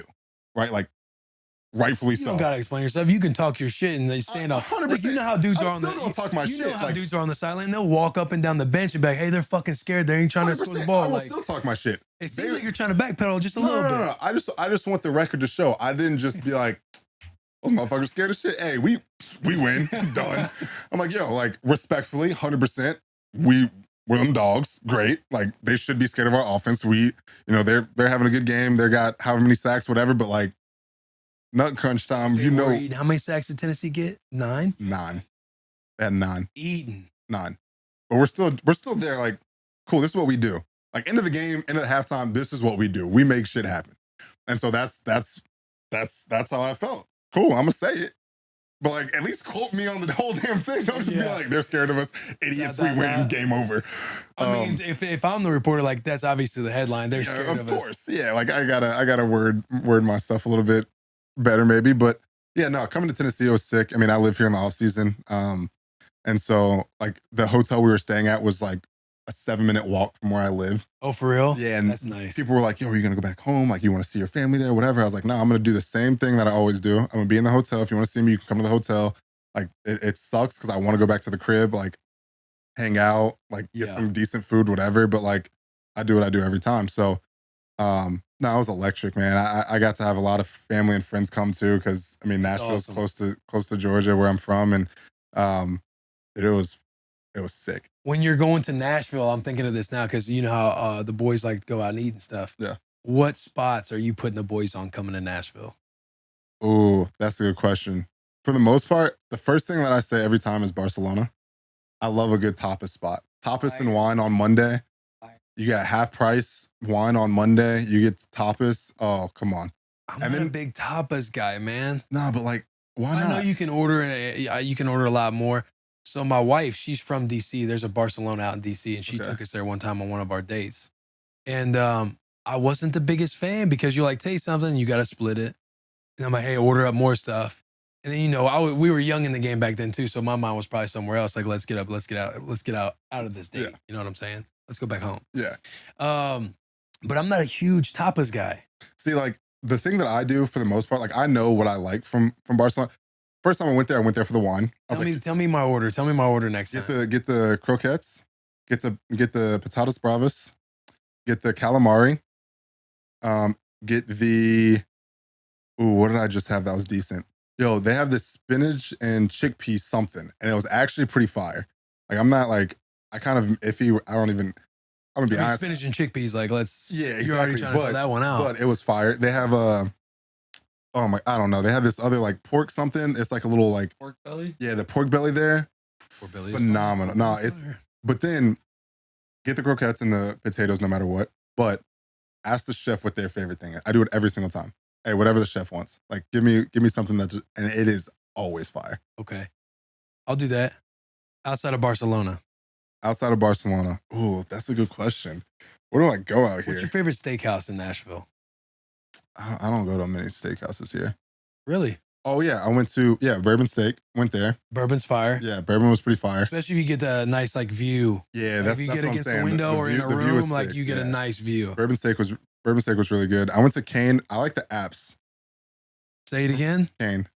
bro. Amen, brother. Yeah, the apps there are fire. I will say this from Bourbon: the fries, the trio sauce, Yes. fire. Oh my god, that was right. Okay, hold Fire? on. I wasn't ready for it either because I'm talking. I forget. I'm like in conversation with somebody. He's explaining everything, and then I look. I'm like, damn, what are all these sauces? And we took the boys there. Like it was me, Zach. It was for Todd and you. Like Conk was there. One of my boys was there, and their girls, whatever. And I'm like, hey, bro, what the hell? Like, what are these sauces? Like, I have no idea. Just try them, whatever. So I'm trying them. I'm like, damn, okay. I hit another fry. I'm like, wait, this is a different fry. They have different fries with the different sauces. My mind was, dude, It's like a flight of fries. I was just thinking, should we go there this weekend, boys? 100%. But it's like a flight of fries with 3 different sauces, 3 different styles of fry. I mean, it's incredible. Yeah, no, And that's like their bread, right? Like they give that to you. yeah, I don't remember. They just came out. I gotta ask. Well, It just came out. Yeah, Like, it just, I was like, I think it is. I think it's kind of like their version If of bread. not, though, anybody from Bourbon listening, we're giving you a free shout out. We shouldn't be, but you should hook the boys up with some Fire. fries. Yeah, 100%. But Kane Prime, I am fucking with you on their apps. Everything, like when it comes to actual steak, you can kind of figure it out at any of these steakhouses. sure. Like they're all similar. They're Yeah. all kind of in the same ballpark. But when it comes to everything outside of the steak, like the entrees, Kane Prime to me is hands down best appetizers, best bread. Like the popcorn lobster, Fire. the cotton candy bacon. The bacon. If you were gonna leave the bacon out, I would have been. That is the most fire thing that I like in the world. Talk to him. Like actually, and I was kind of sleeping on it. First time I heard it was from a friend, and she was like, "Yeah, you gotta go here. You gotta get this cotton candy bacon." And I was like, "No, that sounds just like I all I was thinking was like cotton candy on a stick with bacon," and I'm like, that just sounds disgusting. And then the she comes out, she's like prepares it for you, and you're just like, what the fuck is going on here? You take a bite, and you're just like, I'm done. Bacon kind of melts onto I'm it. done. Yeah, I'm sold. Bro, it's incredible. Yeah, they actually bring it out in this thick, Oh, you haven't had well it? done bacon, Oh, dude. dude. Oh my. With the cotton candy on it, it's like a nice presentation. You're sitting there, like the ambiance in Kane Prime is like darker. You know what I mean? It's got like the tinted light vibe going on. And then they talk to you about the bacon a little bit, and it's sitting there melting, and you kind of like, you're splitting it up a little bit. You want to take the whole thing down, but my mouth is watering talking about it. It is a vibe in your mouth. I come back for the bye week. I'll take you there. Ooh, treat. hey, I was My gonna say you treat. gotta Flip save that that. clip, boys. With that, we got this. Bust with the boys. Team dinner on CJ. Well, I didn't wait. Hold on, I didn't say team dinner. You're not. Just All right, scared, well, just knocking scared, on wins y'all. over here. My fault. I got a little ahead of myself. Now you can sit a table away from us. Another good one in the Southern. That's a good steakhouse in Nashville. I've been there once, and I didn't get the steak. So you can go up and choose your selection. Actually. Yeah, like window shopping. Go up there and you get to pick your cut. Oh wow, It's a pretty that's pretty cool. That's pretty. Check dope. it out next time. Yeah, all right. Where were we before we got off the tangent of Nashville? Okay, playing the Titans. You talk shit. The Titans were scared of the Bengals last year. You said Derrick Henry didn't want it too, right? Did you just say that right now? Is that what happened? Then you guys, yeah, but they went to the conference championship after that. Who'd you guys play in the conference championship? Chiefs KC after their crazy game with the Bills. against the Bills. Yep. I know, man. I'm a fan of KC. Like everybody loves Kansas City, the Chiefs. Like my mom, her favorite team was Kansas City, and everybody in Nebraska, their pro team, since there is no pro team in Nebraska, is Kansas City. But bro, like there's something about pulling for the Bills that I was wanting them to pull it off. I was wanting Josh Allen to pull it off against Mahomes. I mean, they had won a Super Bowl, but I was rooting for the Bills to kind of like go to the Super Bowl outside the Titans and of course outside the Raiders. You guys were like the Cinderella story running through everybody. Don't Yeah, you feel that way? Don't you feel like you guys were the underdog? I mean, yeah, to the outside for sure. Like, Or not to the inside? yeah, I mean, like you just said, you got to talk your shit. Like in the locker room, we were like, yo, we're those boys. Like we're a damn good team. We've been showing it. Like, you know, we've had some hiccups throughout the year, but like, shit, we're here now. Like, come on, like we gotta try to earn our respect. So, Yeah, no, that game was crazy. I mean, I got hurt that game like pretty early, first quarter. Messed my knee up, and I was fucking pissed. Oh yeah, because you're in the playoffs. Like you're like, I'm like, this sucks. Like this is like the worst thing that could happen to me right now.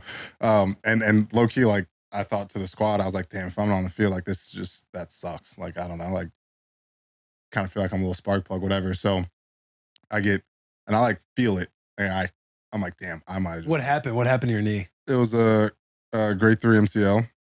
Like they said, like 2.5, 3, whatever. And I tried to jump, and right when I jumped, I felt it like twinge a little bit, and then I missed the ball, and I was like, oh shit. And I looked back and I landed awkwardly. And that's when I like heard something, and I was like, oh shit. Like I think I just tore this. Like this sucks. And then I like hopped off the field, got onto the bench, and they were like, yeah, we got to get you in the locker room. They put me in a splint, and boys came in at halftime, and I like crutched out there, like trying to like Tears in your eyes? no, I was like, fuck yeah, boys, let's go. Let's go. I'm here with you guys. And I started jumping around, and the trainer's like, dude, you have to sit down. Like, you cannot be doing this. Get away from the sideline. Like one of the trainers he's like actually one of my best friends for sure. Like Nick Cosgray, fucking love Shout you. him out. Shout him out, Nick. Nah, but like he helps me with everything. Like he helped me get back for the Super Bowl, all this stuff. And he was like, dude, I love you. I know you're passionate about this shit. You got to sit down. Like if we win this game and you want to play in the Super Bowl, if you keep doing this shit, you're not going to do anything. I was like, all right, fine, whatever. So I'm sitting on the bench, and I'm just like, dude, come on, let's go, boys. Let's go. We're coming back. Let's do this. I'm watching the game. Like even at halftime, like seeing Eli Apple make that stand, like stop against Reek on the goal line. I'm like, holy shit. Like that's monumental. Like that's huge for the boys. And we fucking win that shit. And that was absolutely insane. That was like scenes. So you make it back for the Super Bowl on a grade 2+3 MCL. Yep. What was that like trying to get back for the Super Oh, Bowl? That was the worst thing ever. That was like the actual worst thing ever. Like that's why I said like Nick's the boy. Like Nick, Obviously, you're not getting surgery. no, You're doing what you can to make it to the Super Bowl. Yeah. But like, talk about those next couple weeks. yeah. Well, the crazy thing was, when I like at halftime, I go in, and they were like, yeah, it's like you won't need surgery for sure. And the first thing I was like, yo, Nick, like, will I be able, like, can I play for this in the Super Bowl? He was like, I wouldn't count it out. And right when he said that, I was like, I'm cool. Like, I'm dope. I'm great. That's the first thing I said to coach after we won. I was like, yeah, I'll be back for the Super Bowl. He was like, oh, okay. Like, all right. Pipe dreams. Yeah, I got you. Whatever. Said it to Katie, who's the owner's daughter. I was like, yeah, like, she's like, I'm so sorry. I was like, don't be. I'll be back. I'll be back for the Super Bowl. It's fine. And she's like, okay. And yeah, it was just a grind. Like I was with Nick 2-3 times a day, just doing just everything I could. Like kept it elevated for 2 weeks straight. Just like in the bed. I have a little bed that like has the little foot lifter. You know what I'm saying? Kept it there. I was like, this sucks. It's annoying as hell. I can't like. I'm a stomach sleeper myself. I don't know what you are, but Ooh, no, I'm on my back or side. really, Back or side. see, I snore. I snore heavy when I'm on my back, so I can't do it. So I was snoring like crazy. No, we can talk about that after the pod. Yeah, all right, yeah. Because I got a couple. Would you rather sleep on your back? Do you like sleeping on your back? I like sleeping on my stomach. Oh, you like sleeping on your stomach? Yeah, I like it. It's comfortable. There's no pillow though. You like being on your tummy. I'm just gonna say stomach. I'm not gonna say it like that. Like That's what it is, man. It's also called a tummy. you like being on your ass. Yeah. You like being on your booty. Yep. All right, there we go. I like being on these cheeks, man. That's reckless. So you're obviously elevating. You're doing everything possible. Yeah. Like there was never a doubt that you were going to be able to play. Obviously, you're resting and doing a lot of that shit. But at what point are you getting on the field and testing this shit out? I mean, 2-3 days before, like a couple days before, like we fly out to California. I forget when we Now, get there. did you do stem cell or anything? PRP, stem cell, Didn't do anything. steroids? Nope. Okay. Not then. You know what I'm saying? Yeah. Like that was. No, Just no, I mean, I was even like, hey, can we shoot this thing up like for the game? And they're like, nah, that's not smart. Like we're not doing that. And I was like, all right, well, you wanted to put Toradol in your knee before yeah, the game. 100%. I just asked. I was like, hey, can you? Nah, we're not doing that. I will yeah, you're about to play for the Super Bowl. So you're willing to do whatever. Yeah, I understand that. Okay. Like any other time, like people are like, that's like fucking Varsity Blues trying to inject the cortisone in the knee and everything like that. But this is it. Like you're at the finish line. Yeah, I'm like, dude, I've been dreaming. I mean, I've been playing since I was 6 years old. Like grew up, like I played Madden with my dad. We made a little, out of a foam like pool float. We made a Super Bowl trophy. We made the Lombardi, and we would play for it. And I was like, dude, this is like, that's the only thing that was going in my head. I was like, dude, I gotta touch that. I fucking love that, by the way. Yeah. So like, I was like, there's no way in hell I'm not gonna play. And so I didn't do anything on the field. I did some stuff in the pool a little bit, and then we fly out to Cali. And Nick was like, all right, we're gonna start doing some ladder stuff. Like, see how you feel. And dude, California is beautiful. Like we go from getting stuck on a bus because no indoor.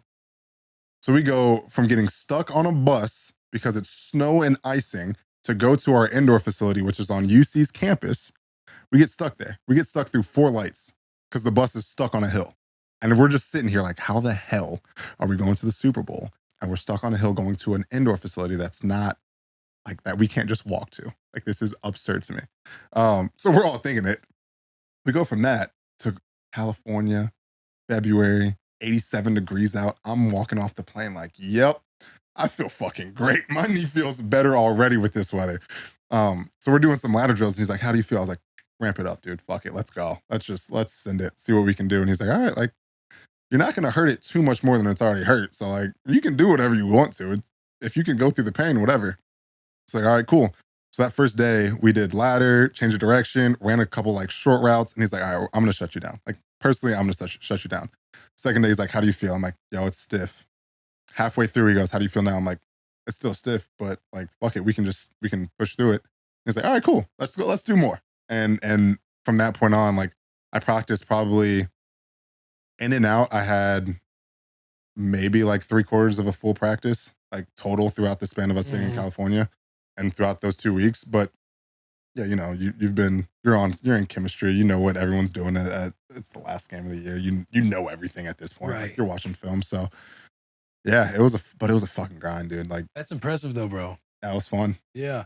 And during this time, are you thinking about, because you're obviously in your contract year as well, are you thinking about those things? Now my agent, And if not, is it something when you fast forward to when you're negotiating with the Bengals, you're probably, I would assume, because 1 year, obviously I've never signed a big deal, but I had you are a big deal. Oh, definitely. No question. I'm not sleeping on the boy. I'm just speaking from my experience. Right. I played on a torn PCL to try and help get us to the playoffs. We ended up missing the playoffs as a winning in game at the very end of the year.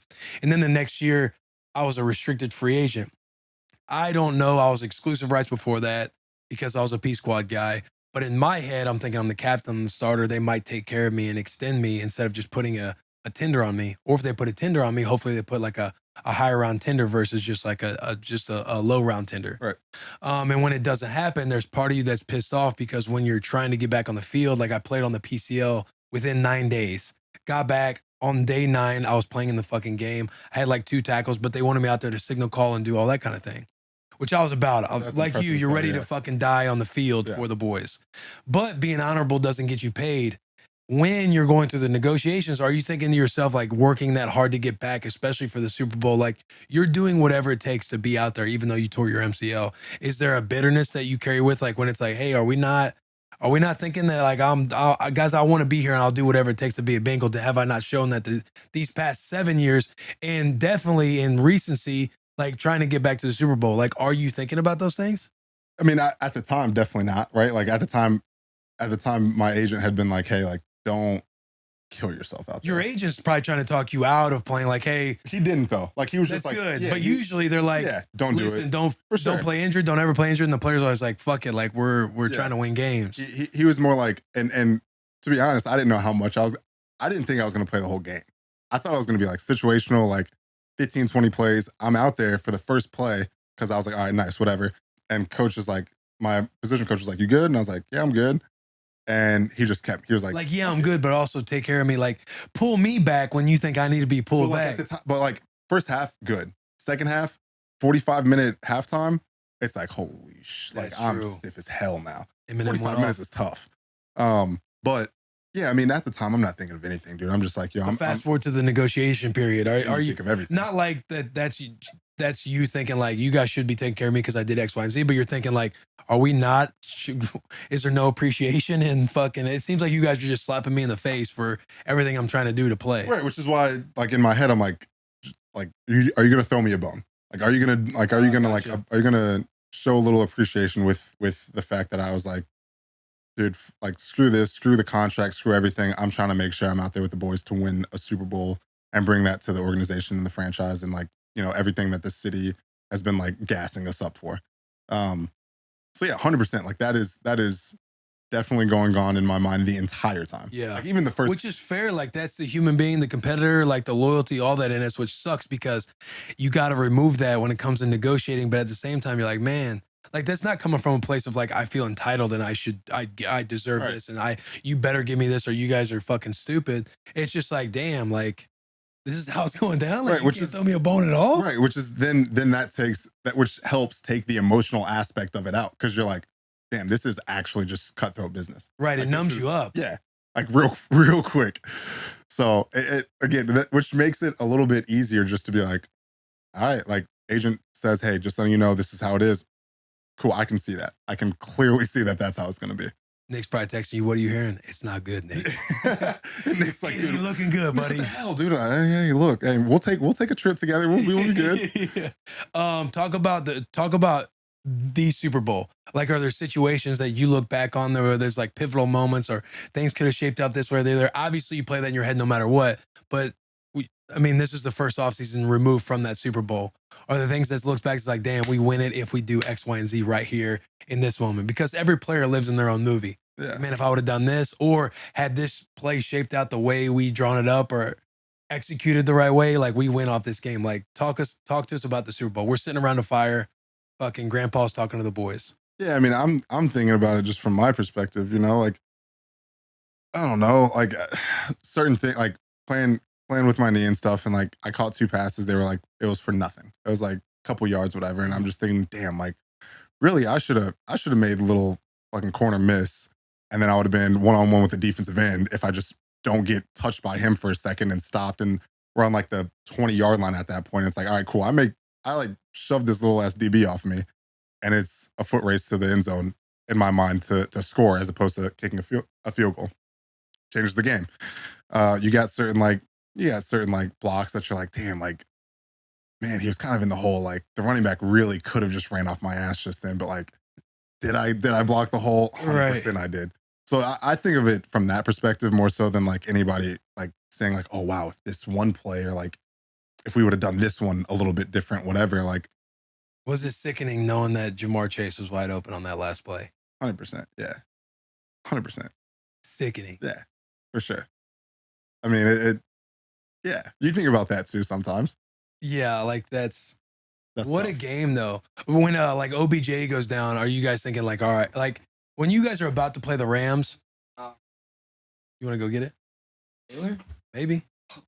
Hopefully, has he texted the group chat? No. Well then it might not be him. What was I saying? So OBJ goes down. Oh yeah. Like when you're about to play the Rams, like obviously they're clicking as well. They're in the sure. Super Bowl. They're fucking obviously we Blas, he's not here, but he's a huge 49ers fan. We're like, Blas, so that safety doesn't drop that pick. Niners are going. Yeah. But are there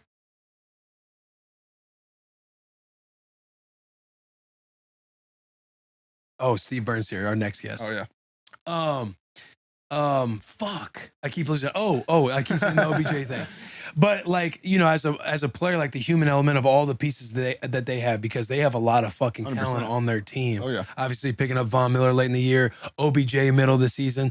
But when OBJ goes down, it's one of those things to where you're like, all right, hey, we can get this even more because one of their best players go down. Dude, it was actually, that's not even like the thought process. The thought process was we knew that the field felt kind of weird, right? Like the paint, they had to keep going over it in the middle of the field. Really? And so we kind of, as a team, like offensively, we were like, hey, yo, like that's the spot you got to like control yourself. Like you got to be way more controlled. Don't run too full speed. Like, oh, for real? 100%. That's what we talked about. That's what I told the tight ends immediately. That's what the tight end coach told us immediately. That's kind of what we told some of the receivers. Like, hey, just letting you know, like that spot of the field's a little fucking weird. Like the paint is, the spot where OBJ tore his knee? just the paint in the middle of the field in general was it was just different. You know what I'm saying? So it was a little more slick because they would put a little bit too much, not too much, but they just put a little more paint there. So we didn't, personally, I didn't think, damn, nice, this is our shot. Like it was like, Right, yo, right, boys, right. be careful, like in that spot, because we couldn't walk there for the team pictures because they were still going over it during team pictures the day before. And so that's the only thing that was on my mind was, hey, if I'm around this area, especially with my knee, like I gotta tempo. Damn, Yeah. that sucks to hear. Yeah, like that's like, Yeah. especially if that's where him doing it there too. Like that sucks. Yeah. That sucks that was like a thing. Yeah. Have you played in London? Yeah. I feel like London is it's got a little slickness For to sure. it. Yeah. But I'm biased. I love London, dude. I'm a big soccer guy, so like playing in Wembley. That was historic. That's historic. What? I was going crazy. I hated having the whole fly over there thing. Did you guys fly over on Thursday or did you spend a week over Thursday, there? dude. Brutal. Sucked. Did you do anything the night before? Like, did you have a team activity or something? I don't think so. I just remember us trying to catch up on sleep and shit like that. Dude, first time we went over there, we had a team activity on London Tower Bridge. You don't have no, we had nothing like that. You don't have a police escort.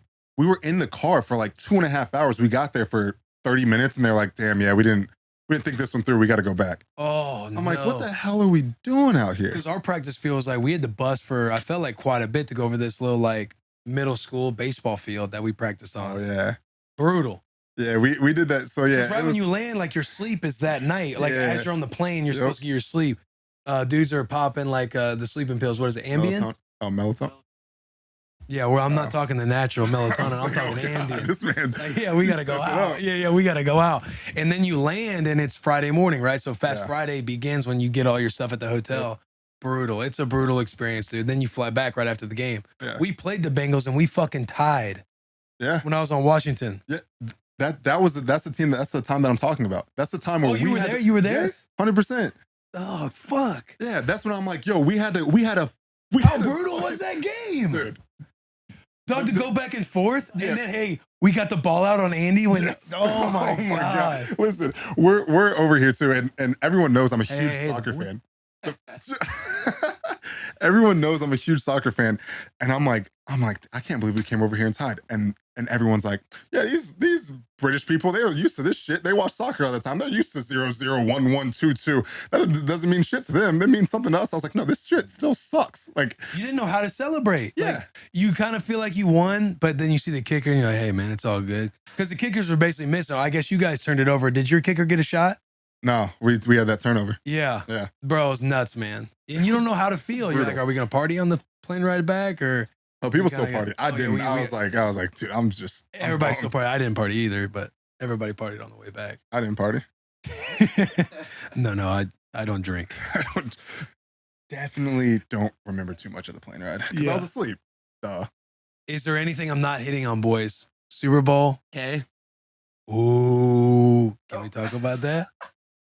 That's right. Now there were some storylines out there. Nah, Kay and I about you and Kay Adams. Yeah, Kay and I, one of the hosts of. Hang on, let me.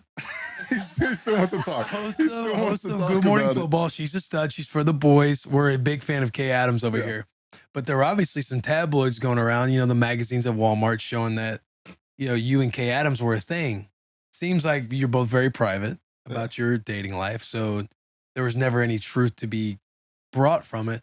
However, were you dating Kay Adams? No, I wasn't. And I am relatively private about I like being private about my stuff, especially like honestly, especially now being in New York, it's reckless. Like people like if someone I was talking to some of the Mets players and like, hey, like my girl like kind of deletes her or like goes private and does all this random shit because she will just get blown up by people.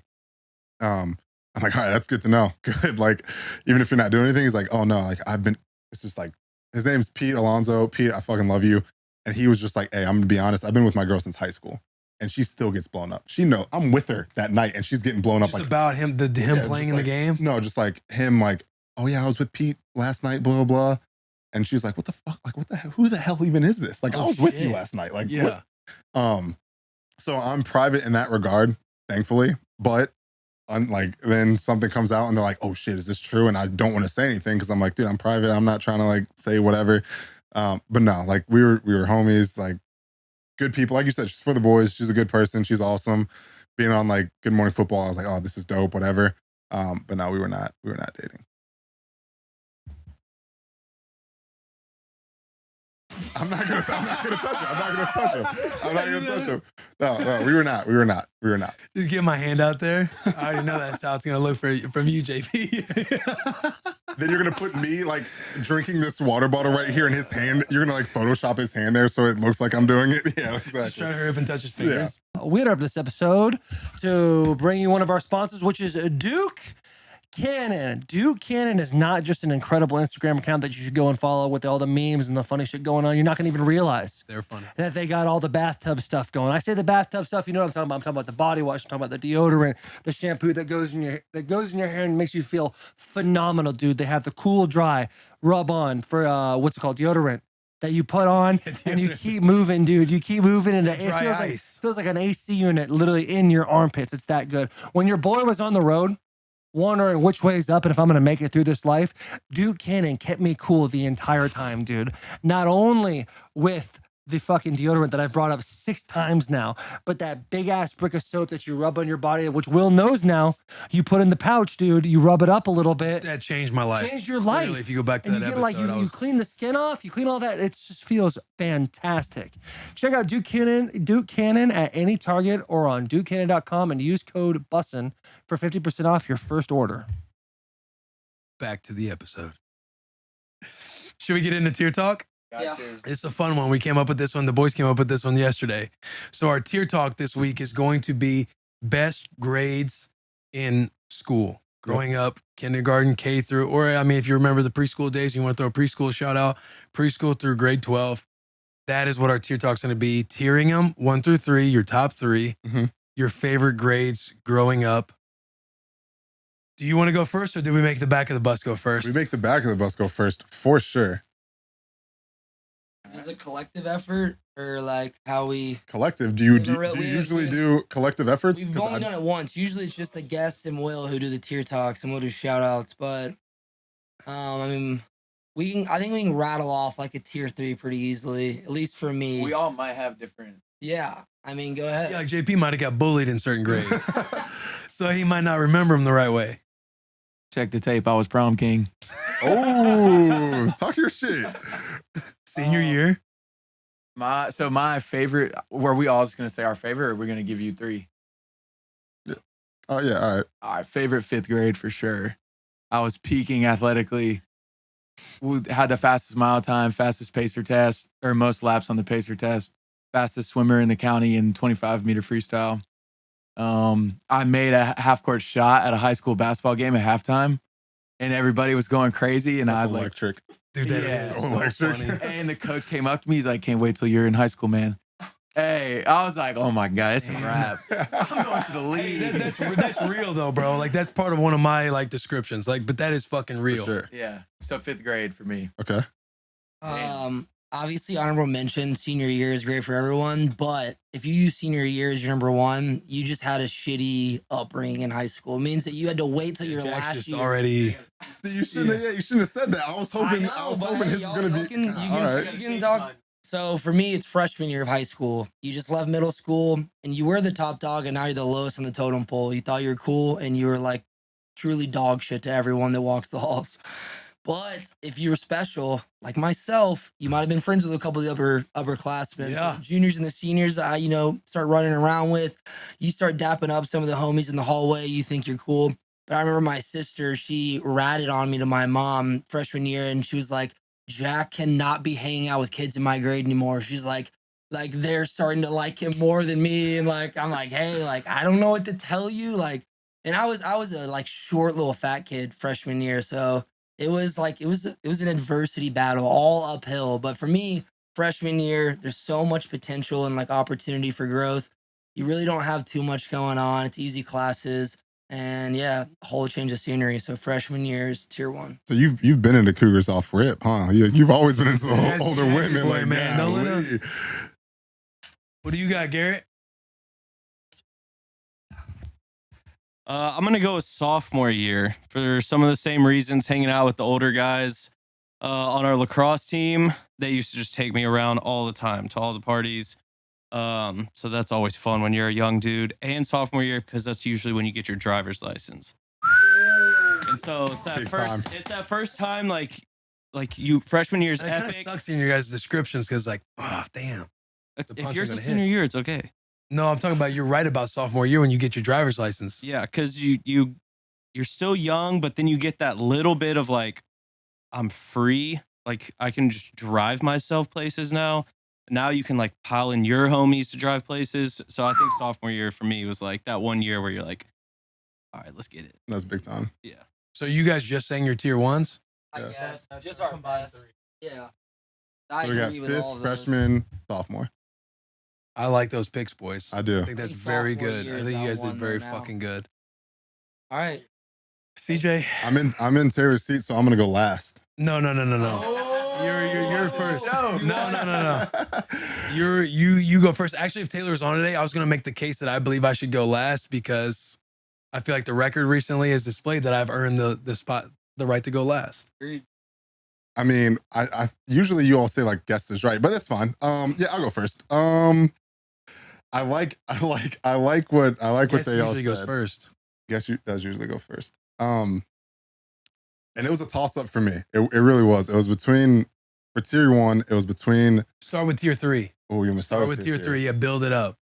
And Alright. if you've listened, so if you get crafty, you can throw in a little honorable mention on the side. My honorable mention is pre-K nap time.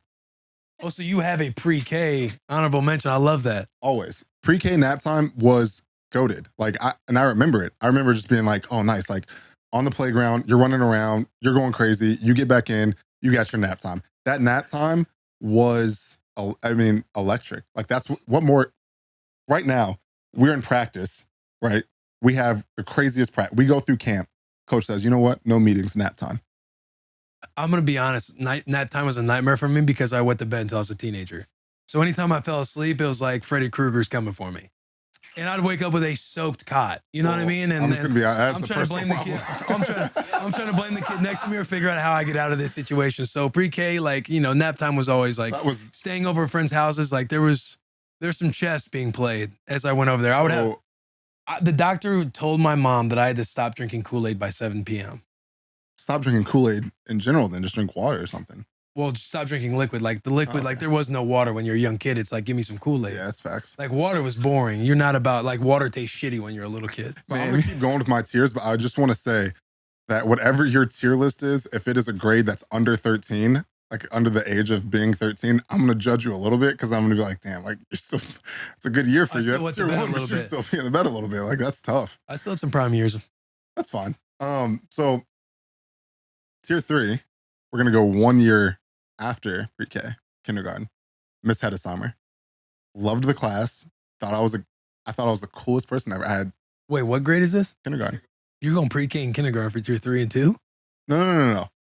Oh, that was honorable mention. Honorable mention. My fault. No Kindergarten is disrespect. tier 3, and it's because it's a multitude of things, but I thought I was the coolest person because in the classroom, I had 2 girlfriends. I had Rebecca and Madison. I remember all my teachers' names through and through. Miss Hedesheimer, coolest teacher. She was friends with my mom because my mom's a teacher. And in class, I could kind of just do whatever I wanted to, essentially, right? Like, and it was, you had popcorn reading, and it would be like, popcorn Rebecca would popcorn me. Popcorn Madison would popcorn me. I'd be like, damn, just getting tagged. I'm getting the hey, look, you see what's going on. And then Miss Hedesheimer would be like, okay, you have to popcorn someone else. But, all right, popcorn DJ. This other kid DJ was in my class. He would popcorn it back to me. I'd be like, all right, cool, we did it. We're back on what we're doing. So I thought I was hot shit, man. It was kindergarten. Rebecca had an older sister. She was in 5th grade. I'd be like, hey, how are you doing? Her name was Kayla. I was like, hey, how you doing, Kayla? People would be like, oh my God, he's talking to a 5th grader. Boom. Tier 3, kindergarten. Easy. That one was easy. All right. Tier 2. Love that story time, by the way. Popcorn K. That was good. This guy. Tier 2, staying in elementary school. I'm going 5th grade. Oh. 5th grade. That was a great, 5th grade was amazing. 5th grade is a really good time. So I actually changed schools in 5th grade, and I went to McKendree, or I went to another school where my mom teaches now, or taught. And at the time, like she's a teacher, whatever. I'm in 5th grade. like, oh wow, like who are you gonna get for a teacher? Like you're gonna get the best teacher. If your mom's a teacher, you're gonna get the best teacher out of school. And so I had Miss Thompson. Miss Thompson, like my favorite teacher to this day. She was awesome. I was a little shit. I talked a lot. There were certain times where she would put me in this little like spot that had a cubby in it, whatever. But like after hours, it was me, Tanner, and Tyler, who their mom was also a teacher down the hall from my mom, and we would just do whatever the hell we wanted to in the school. We'd go into the cafeteria. We had this little ball that we'd play with. We'd throw it at shit, like break some shit. There's flags that hang down in the cafeteria of all the countries. We'd be like messing with those, switching them around. Like we were absolute menaces. I was in the play. I was the lead in Humpty Dumpty. Oh, it was great. Hey, you can pull this picture. I'll send you boys a picture so you can use it. We like, need those. No, like I was the lead in Humpty Dumpty. No, come on. I was going crazy. It was 5th grade. Solid. I mean, that wasn't peak, but that was close. That was as close to peak as you can get. So that's tier 2. Tier number 1. It got taken already. That's okay. That's Right. okay. But I'm going to go with G on this one. Tier 1, sophomore year of high school. G. Absolutely electric. One of the most memorable times of my life. Started getting offers for college there. Started playing in varsity as a receiver at the time. Got my license. Didn't even use my license for the most part because I had a senior take me to school every day. Senior girl. Okay. Yep. I don't know if you were gonna say like Nope, senior okay. the So, captain of the football team. She was captain of the basketball team, but she was my homie. So she was like an actual like really good friend. So I met my prom date. Yep, I'll give you that. I met my prom date sophomore year through her, who was a volleyball player who went to Wake Forest. 6'2". I'm sophomore year, I'm still 6'5", 6'6", whatever. Like I'm still the same size. So you see 2 big ass people come into prom. I was one of 2 sophomores that went to our prom. Fire. Come on. I was like, damn, this is sick. I come in with Megan. I'm like, damn, look, you see our tall asses out here. We're avatars. You see what's going on. It was go to the playoffs, go deep in the playoffs, score in the playoffs, like start getting, it was just sophomore year. Sophomore year's a good one. Yeah. Man, I'm sitting here listening to you guys talking like, man, I enjoyed my life growing up. Right. Like life was fun. Life was good. It's actually hard to choose out of these. Honorable mention. I'm with Jack on this one. Like I think everybody enjoyed their senior year. My senior year was fucking awesome. Homecoming king, all this stuff, going to Nebraska, all that stuff. You're a homecoming king? Yeah. Oh my. Wait, who was one step down? who was not homecoming Nah. king here? Yes. No. What? Maybe at your school. At our school, it was all about homecoming. That's early in the year. Oh yeah, ours was Yeah, homecoming it was- too. Ours was all about homecoming. Homecoming was like a joke at our Spirit school. Week. Nah. Spirit Week. Oh, we did Spirit Week. Yeah, no. So we did the whole night because I was homecoming king too. So prom king and queen for us was like you just pick 2 people that you want to date to be homecoming king and queen, Right, so yes. that they finally just like kiss. Because Yeah. we would just egg them on to kiss. So that's what our prom king and queen Yeah. was. So I'm with you. Hey, Don't let the back come of the on. bus deter us. like, yeah, go off. But yeah, honorable mention. You got to give shots to senior year. Senior year was absolutely unbelievable. I think you guys said so many fucking good things that sparked a lot of memories. The freshman year vibe, hitter. Sophomore year with the driver's license, incredible. My tier 3, I'm going to shout out. Wait, it's not the shout out segment, but my tier 3 is junior year. Junior year was all time. Yes, as freshman year, you're like the little, no one gives a shit about you. Side note, varsity freshman year. The boys, the seniors took care of the boy. I never got taped. I never got hazed. So I was thinking about putting freshman year in there, but Jack explained freshman year very well. If you were cool enough to be like, have a couple connects. But as you go through high school, you are now like junior year, you're now close with the seniors, right? Like being like a good athlete, you're in with the guys who are right ahead of you. They're the studs. You can you play your role. You're a stud yourself, but you let the seniors continue to do all the whatever that they want to do. But you're tight. Everybody's tight with each other. Junior year, I got my my high school girlfriend at the time, who was like my best friend growing up. So it's kind of like a One Tree Hill moment when you get like your girlfriend. Yeah. It was junior year for me. The boy was all-state wide receiver. I started getting, I wasn't as fortunate as you. My offer started to roll in junior year. So you just felt like the big dog on campus. Like you started to get ranked on like rivals and shit. I was a Nike MVP at one of the camps. Like junior year was a very prosperous year for young William. Thank you. Thank you. Talk to him. My tier 1, tier 2, I'm sure with all of us, these can all be interchangeable because we'd all love to go back to school right now. But my tier 2 is going to be 4th grade. So 4th grade for me, and you guys know the boy loves Dairy Queen. I love Blizzards. I love all of it. Bro, I went to a Catholic school in grades 1 through 4. And every day, because our class was made up of 3 grades, there were 7 of us in the class, combined 3 grades. There was 4 4th graders, 1 5th grader, and 2 6th graders. And it was me, Logan, Chuck, like boys that I'm boys with to this day. And we just like, we had Dairy Queen for lunch every day. Every day, bro. You got to order Dairy Queen. You got like a little cup of ice cream. You got the burger. Wait. I'm not lying. Huh? No. This is at school. Because there wasn't that many kids like in the entire school. It was grades, maybe preschool through 6th grade. And in 4th or 6th, there's only 7 kids total in the entire classroom. But 4th grade, like getting to order Dairy Queen in the sports world, like that was our first year playing tackle football. And when I say I might have one of the best 4th grade highlight tapes out there, comparable to like Reggie Bush in college and Tavon Austin in high school, Will in 4th grade was a different fucking animal. I might have to go through that old footage and put a little. Yeah, I got some tape, the VCRs. You know, like I had the parents to where my dad's on the sideline with me and my mom's filming the entire game. I had that kind of family. It was fucking awesome. Those were the days. And one day I scored 6 touchdowns, boys. I'm talking 4 on the ground. I'm talking 5 on the ground and 1 on defense for a pick 6.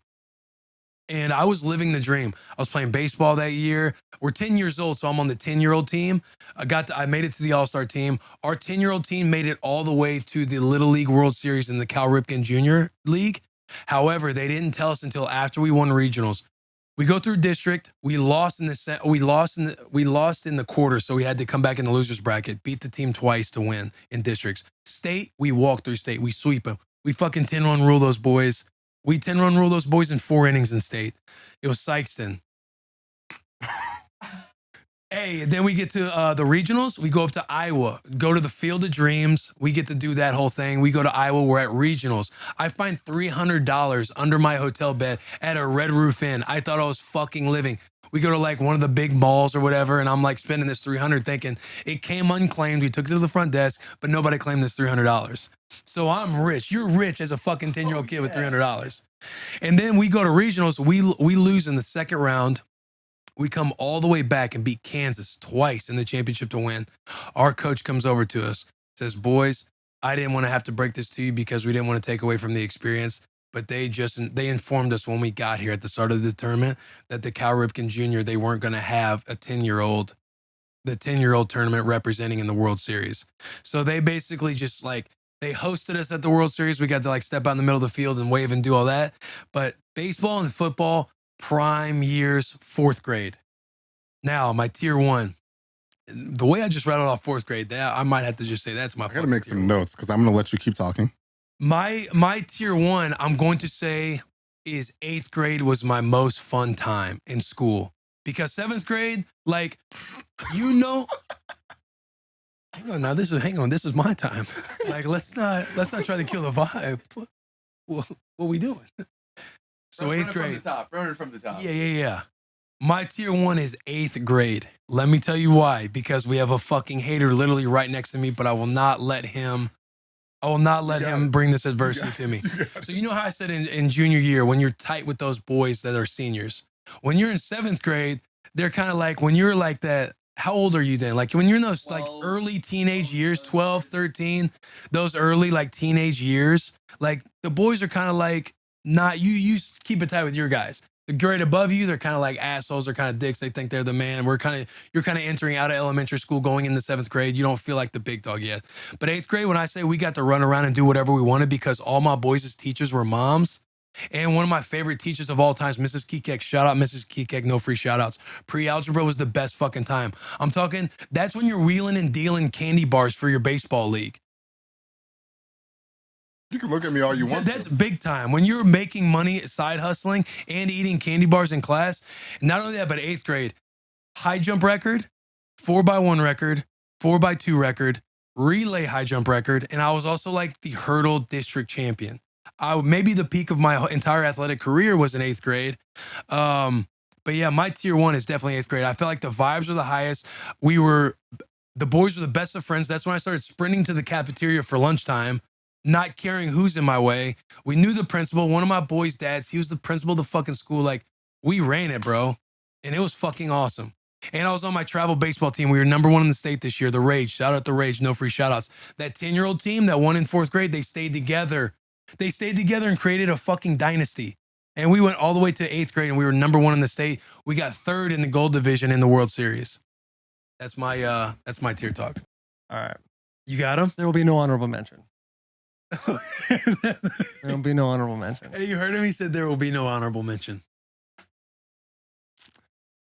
My tier 3 is going to be my sophomore year of high school. It was a fantastic year. We won the state championship. We went 15-0. Oh, wow. That is a good year. A good year. I made my best core friend group I've ever had, like for as long as we've been friends. It was unbelievable. It hurt. No. Oh, I thought you got hurt by that or something. No, I'm I thought I excited. saw some sadness in them eyes. Anyway. Once you said a core group of friends forever, and I'm thinking like, oh shit, like yeah, that's a pivotal time. Yeah. Like you keep in touch with those my, boys. my freshman year, like I was still trying to like figure out. I was coming out of 8th grade, which was a fucking like, oh my God, year for me. It was awful. And so freshman year was really just trying to get the training wheels back on, figure out how to go through this life without being a degenerate. And then sophomore year hit, and I was like a part of this crew. We call each other the Sexy Six. If you look back on pictures, we definitely weren't the Sexy Six, but it was Kenny Proden, Cody January, fucking Anthony Stevens, Tommy Nevin, Nick Bennett, and myself. The fucking boys, dude. And we went every weekend. We would go to Anthony's house. He had this side little place, little guest house called the Cavoni. And we would just figure out any way we could to find beer. And we'd have like parties over there. And we would like, Anthony was like our fearless leader. And that was like the first time in my life I was like, damn, like all you really need is friends. I'm part of something bigger than myself. Yeah, right now. yeah. You're like, all I really need is friends. And we won state. Got a ring. Yeah, that's big Playing time. nose tackle. That's Your boy had fucking 8 big time. tackles, 2 TFLs, a sack, fumble recovery. That game. Wow. Yeah, your boy was fucking balling. Dude. Shout out Sean January for having 147 tackles that year too. It's fucking Sean January, I Sean January was a middle linebacker. Related, yeah, older brother. Fucking, let me tell you about a heartthrob, boys.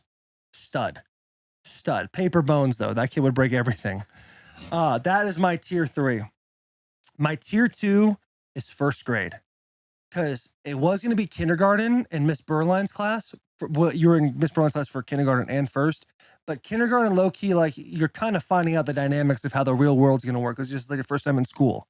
Yeah. Unless you went to like preschool, but that shit really doesn't even count either. 1st grade, your boy probably peaked from a popularity standpoint, dude. There was this girl in my class. She was a twin. Her name was Courtney Bielli.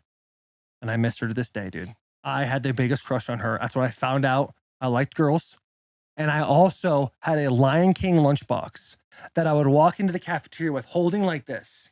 And all the kids would be like, yeah, like fired up on it. And I'd put it down in the middle and I'd open it up and eat my fucking Wonder Bread with turkey and cheese probably. Or if your boy was real lucky, you just kind of open it and shake it and there comes out the Uncrustable pack. Not the Uncrustable, the Lunchable pack. But it was just a fantastic year. Not a whole lot of responsibility. My biggest issue was there was a carpet with letters around it. And it was my job every single day to be able to sit at the tee. And if I didn't get the tee, it was a bad day. And if I got to the tee, it was a good day. That was kind of like the be all end all of how my day was going to go. So I think 1st grade was definitely number 2 to me. And my number 1, dude, contrary to popular belief on this bus, goes to a phenomenal All-American senior year. I thought senior year was the coolest shit. I had so much fun. Your boy played 2 football games, sent those tape in, became an All-American, got 30 offers in 3 months. It was a wild ascend into football. You're all of a sudden, I was way more handsome and attracted to all the girls. I was giving out my jersey left, right, and center, abusing my power, having so much fun, dude, feeling like the top dog on campus. It was a fucking blast. Lost 2 games that year. One to Saguaro, 21-0, and then next one to fucking Saguaro in the state championship, 38-0. But Oh God. yeah, damn. they had some Yeah, I boys thought out you were there. coming after him too. Like, hey, Oh. remember that first game, boys? Well, Remember I'll tell you, that hey, first game, boys? in that first game, Dwayne Garrett, who you met at that steakhouse, the running Oh, back, yeah. can't catch anything. That dude had brick hands. Goes up, snipes a double hand grab in the back of the end zone to make it 7-7 going into halftime. I thought you lost 38-0. Yeah, but there was a penalty. Holding. Face mask, number 77. That shit went back, bro. Oh, no, dude. He brings that shit up to this day. That's how You could have upset a he was. play back, He man. caught the ball like I've never seen, like an Odell from like 2014 type Yeah. catch But with 2 hands. with 2 hands. I took that shit away from him, bro. Cried my fucking face off after we lost that first game. Cried. Went to shake hands. I'm like, get your fucking hand on my face, bro. Wouldn't shake no hands. You know that second game too. They thought they were coming. We're Same game coming in my for head, it dude, all. I'm about to take everyone. I'm taking lives today. Look at your teammates next to you. That Friday Night Lights speech. Clear eyes, full heart, Yeah. can't lose. Damn, bro. And And you if we for played them Booby 10 more Miles. times, we'd have lost 10 more times. They were so much better than us. Damn. They had like 8 dudes go D1 on offense and defense. Yeah. Offense and defense. Who went? 6 guys in their teams didn't go D1. Who went first round though? None. Come on. Damn, dude. That's right, Jackie. That's right, Jackie. Fucking take that. But Jack, what'd you think of his tier talk? I love it. And for me personally, my senior year kicked ass too. I love senior year. Mm. When we go check the tape, you will see how I had an honorable mention to senior year. I know. I just think everyone's senior year, hopefully, if you played your cards right, was just out of this So world. you're saying senior year is God tier? Yes. But I didn't say God tier in there. I gave it No. an honorable mention. If I had played it He right said if from you the, had if you have to say senior year is your number one, then your childhood growing up was tough. Basically, you didn't have other grades to compete. we'll have to just check the tape. Okay. Because the way Will explained it think- to me I was think very that's true. negative. I know. Because I said Me- that in me front and of CJ CJ and both. Will. I go, they go, what would be your number one year of school? I was like, oh, senior year. And they both go like this. Like, look at each other. And I'm like, yo, what the fuck? Did I say something wrong? Is there something in my mouth? Is there something in We my go, face? Oh, yo, No, they you were can't like, say and they're that. like, You yo, can't but you say can that say on it as there. well. You could tell When when I'm I afraid of Jack. when I said it on the bus, you could tell that there was some very scary fear. If you said senior year, you were gonna get dogged. But that wasn't where I Bro. was going with it. I But felt like that was the vibe. I Maybe wasn't- I read the room wrong, the energy wrong. Damn, bro. You'll see it. High school for real is the best, though. Middle school, Incredible. low key, is the worst fucking. Bro, awful. Like, that's just when puberty's starting to hit, dude. You don't know which way's up. Yeah, but you Tell get you what, 7th grade was a good year, though, because I learned to That's when masturbate. you get it I thought rolling. That shit I was gonna was. say that's when you get it took a rolling. lot of time up. What's That's that? when you get it rolling. I was gonna say Yeah, you start looking start at. cranking them out. Yes. Yeah, looking at them home goods a different Anything way. to get it. You look at a poster the wrong way. Bro, couch cushions. Poison Ivy, Batman. Come on now. What? What? Now we're back to the episode. Bro, it got to where baseball's travel was all year round, and I was burnt out on it. And I was way more excited for like 7-on-7. Like when I got asked to do varsity and partake in the 7-on-7 my freshman year, I was like on cloud 9.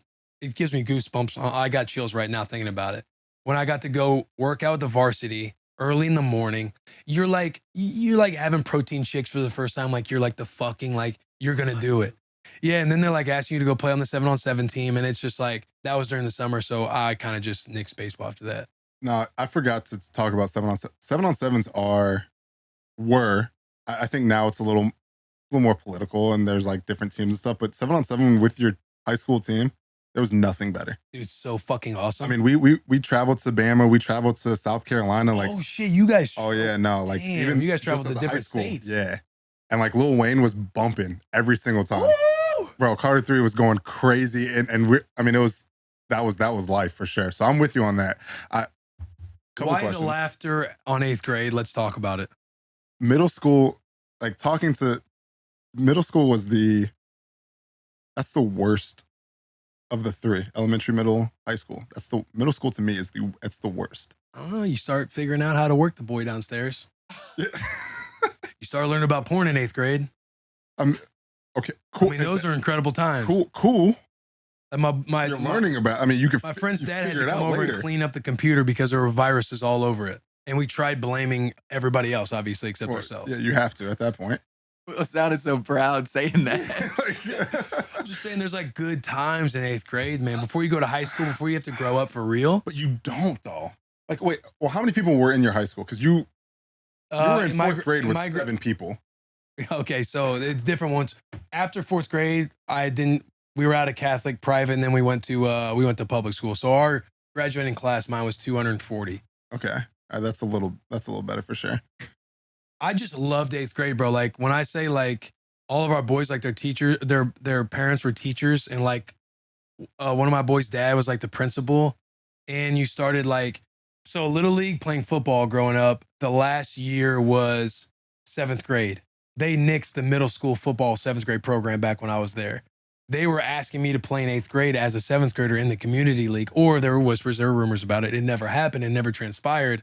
But like getting in the 8th grade was like the Allegedly. first time you get to put on for your school and start traveling around and playing other teams like in the area versus just playing community tackle football. Did you guys have like an A/B team or no? Yeah. You talking about in 8th grade? Yeah.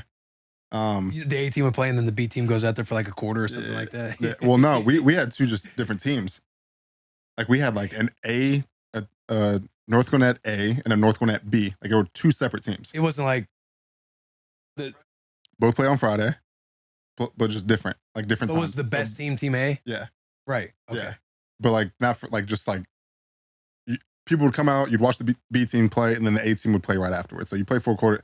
We had it was a big school. So like we had a lot of people just playing.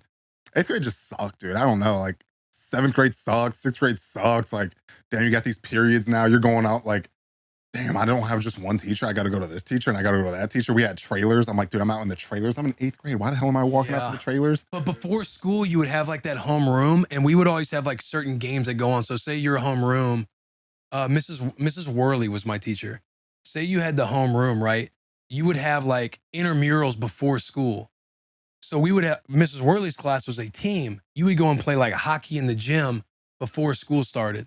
Like to me, 8th grade is like fucking. What kind of school did you go to, my guy? Like 7:30 a.m. Yeah, like in the morning, like early in the morning. Yeah, Dude, we you had play like intramurals. Like that's when I played all 4 of the sports. I played football, basketball, baseball, and track. And that was like the first time doing track, and I was really good at it as like an 8th grader. And you know, obviously, you guys heard the Tier Talk had those records.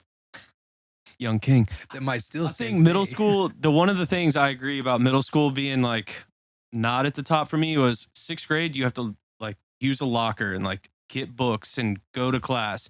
True. Stress. That was the first time you felt stress in your life. 6th grade, no doubt. Facts. 8th grade was fun, but we were always in trouble, bro. Like we did everything you were talking about running around, but we would just get in so much trouble. So 8th grade, like you had to walk on eggshells. Yeah. They took our 8th grade trip away. Dude, well, yeah, we got some. That sucks. We got some back of the bus driving right now talking about mid for middle school. I think that is exactly what it is. Middle school is JP? mid. Yeah. Explain the mid. I meant to get it up there when you were talking, Will, and then it Just to fucking be funny, like have it up there. Yeah. But even like your 8th grade team won in state. Cool, great. We Happy didn't win for you. state. We got to play. Number 1 in you said you were talking about ranked baseball. one. Yeah. Ranked first in state. Cool. Did you have $300 under your mattress when you went to a motel when you were traveling in 8th grade? No, you're right. But my man, if you would have been listening to me, I said I think we can all agree that all these are interchangeable.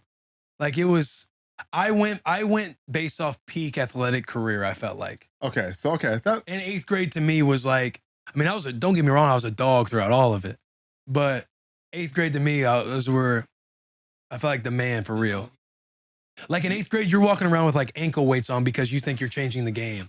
As you ordered out of an East Bay magazine. Like 8th grade, you're starting to figure out a lot more of the East Bay magazine. Yeah, for sure. And again, walking around with ankle weights, you take them off right before the game, and you feel light as hell on your feet. Yeah, then they find out that that's probably not the best. Right, for you. no doubt. But at the time, you think you're changing the game. No, you're right. I think, but like, when did those damn balance bands and the fighting thing? That's high school. Power balance. And Power balance. Taylor and I were talking about that not too long ago. I was in college when those came out. So. Yeah, boomer. So old. When did you graduate high school? 11. Yeah, I was 2008. We were walking around Nebraska taking like, hey, you got to get these on. It'll help you working out. Yeah. Balance and shit. Such a con. But 8th grade, I mean, cool. But like also, they asked you why you didn't just stick with baseball. If you're getting paid under the mattress before hang on, I wasn't getting paid under the mattress. No, it's cool. Yeah, for sure. Yeah. Come on. I know what it is. I know what it is. I know what's going on here. Like they're gonna go back and fucking find the coaching staff. Like, hey, we know what was going on here. You were paying your players. But yeah, man, I think that was a good tier talk. It brought up a lot of memories. Great. A lot of memories. I think there was a good collective from more of this side.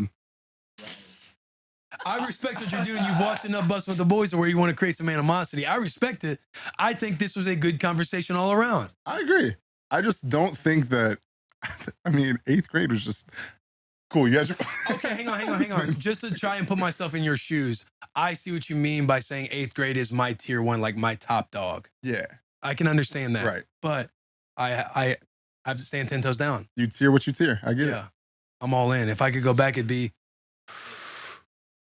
You think so? It is what it is. I can't do it now. It is what it is in now. 8th grade. That's what I'm saying, dude. You weren't getting paid in 8th grade. Yeah, but I was getting mentored by the senior high school high jumper who also had the record. And I was going for his record in 8th grade. And he was mentoring me. Yeah, I tied it. 5'10" as an 8th grader, high jump. You a track guy? No, but you tied it. You didn't. Doesn't matter. My name is up there. And if that school's smart, my name is probably up there solo. Still? Yeah. Yeah, I mean. Hey, this was a great Bussin' with the Boys. I hope you had as much fun as I did. I did. This was amazing. So Zach Wilson, that dog? He got that dog in him? You said it. This has been a great episode of Bussin' with the Boys. Subscribe, YouTube channel, Apple Pod, Spotify. For the love of God, follow it and subscribe to it all. Leave a comment. If you're watching on YouTube right now, leave a comment. We had a fucking blast. Good luck this season. Stay healthy. Appreciate you. I wish you were on a team that I could root for, but there's like a little animosity I have with the Jets because I think it's fun kind of going back and forth with their fans a little bit. And that's understandable. They had a really good fan base, but you should come Strong fan base. Come on, you got a couple boys there now. You'll be on team Bussin'. No doubt. I will say that. I'm definitely pulling for y'all. But you fuck with the fans. If we make some Jets gear, will you pioneer it for us? 100%. With us? 1000%. Let's fucking go. 1000%. Hey, you need a. Obviously, I'm sure he's already on your radar, but Gary V, look him up there. Oh, I already know. We've already talked. I was saying that. Hey, people sleep on that. People sleep on that networking. Oh, I already talked to him.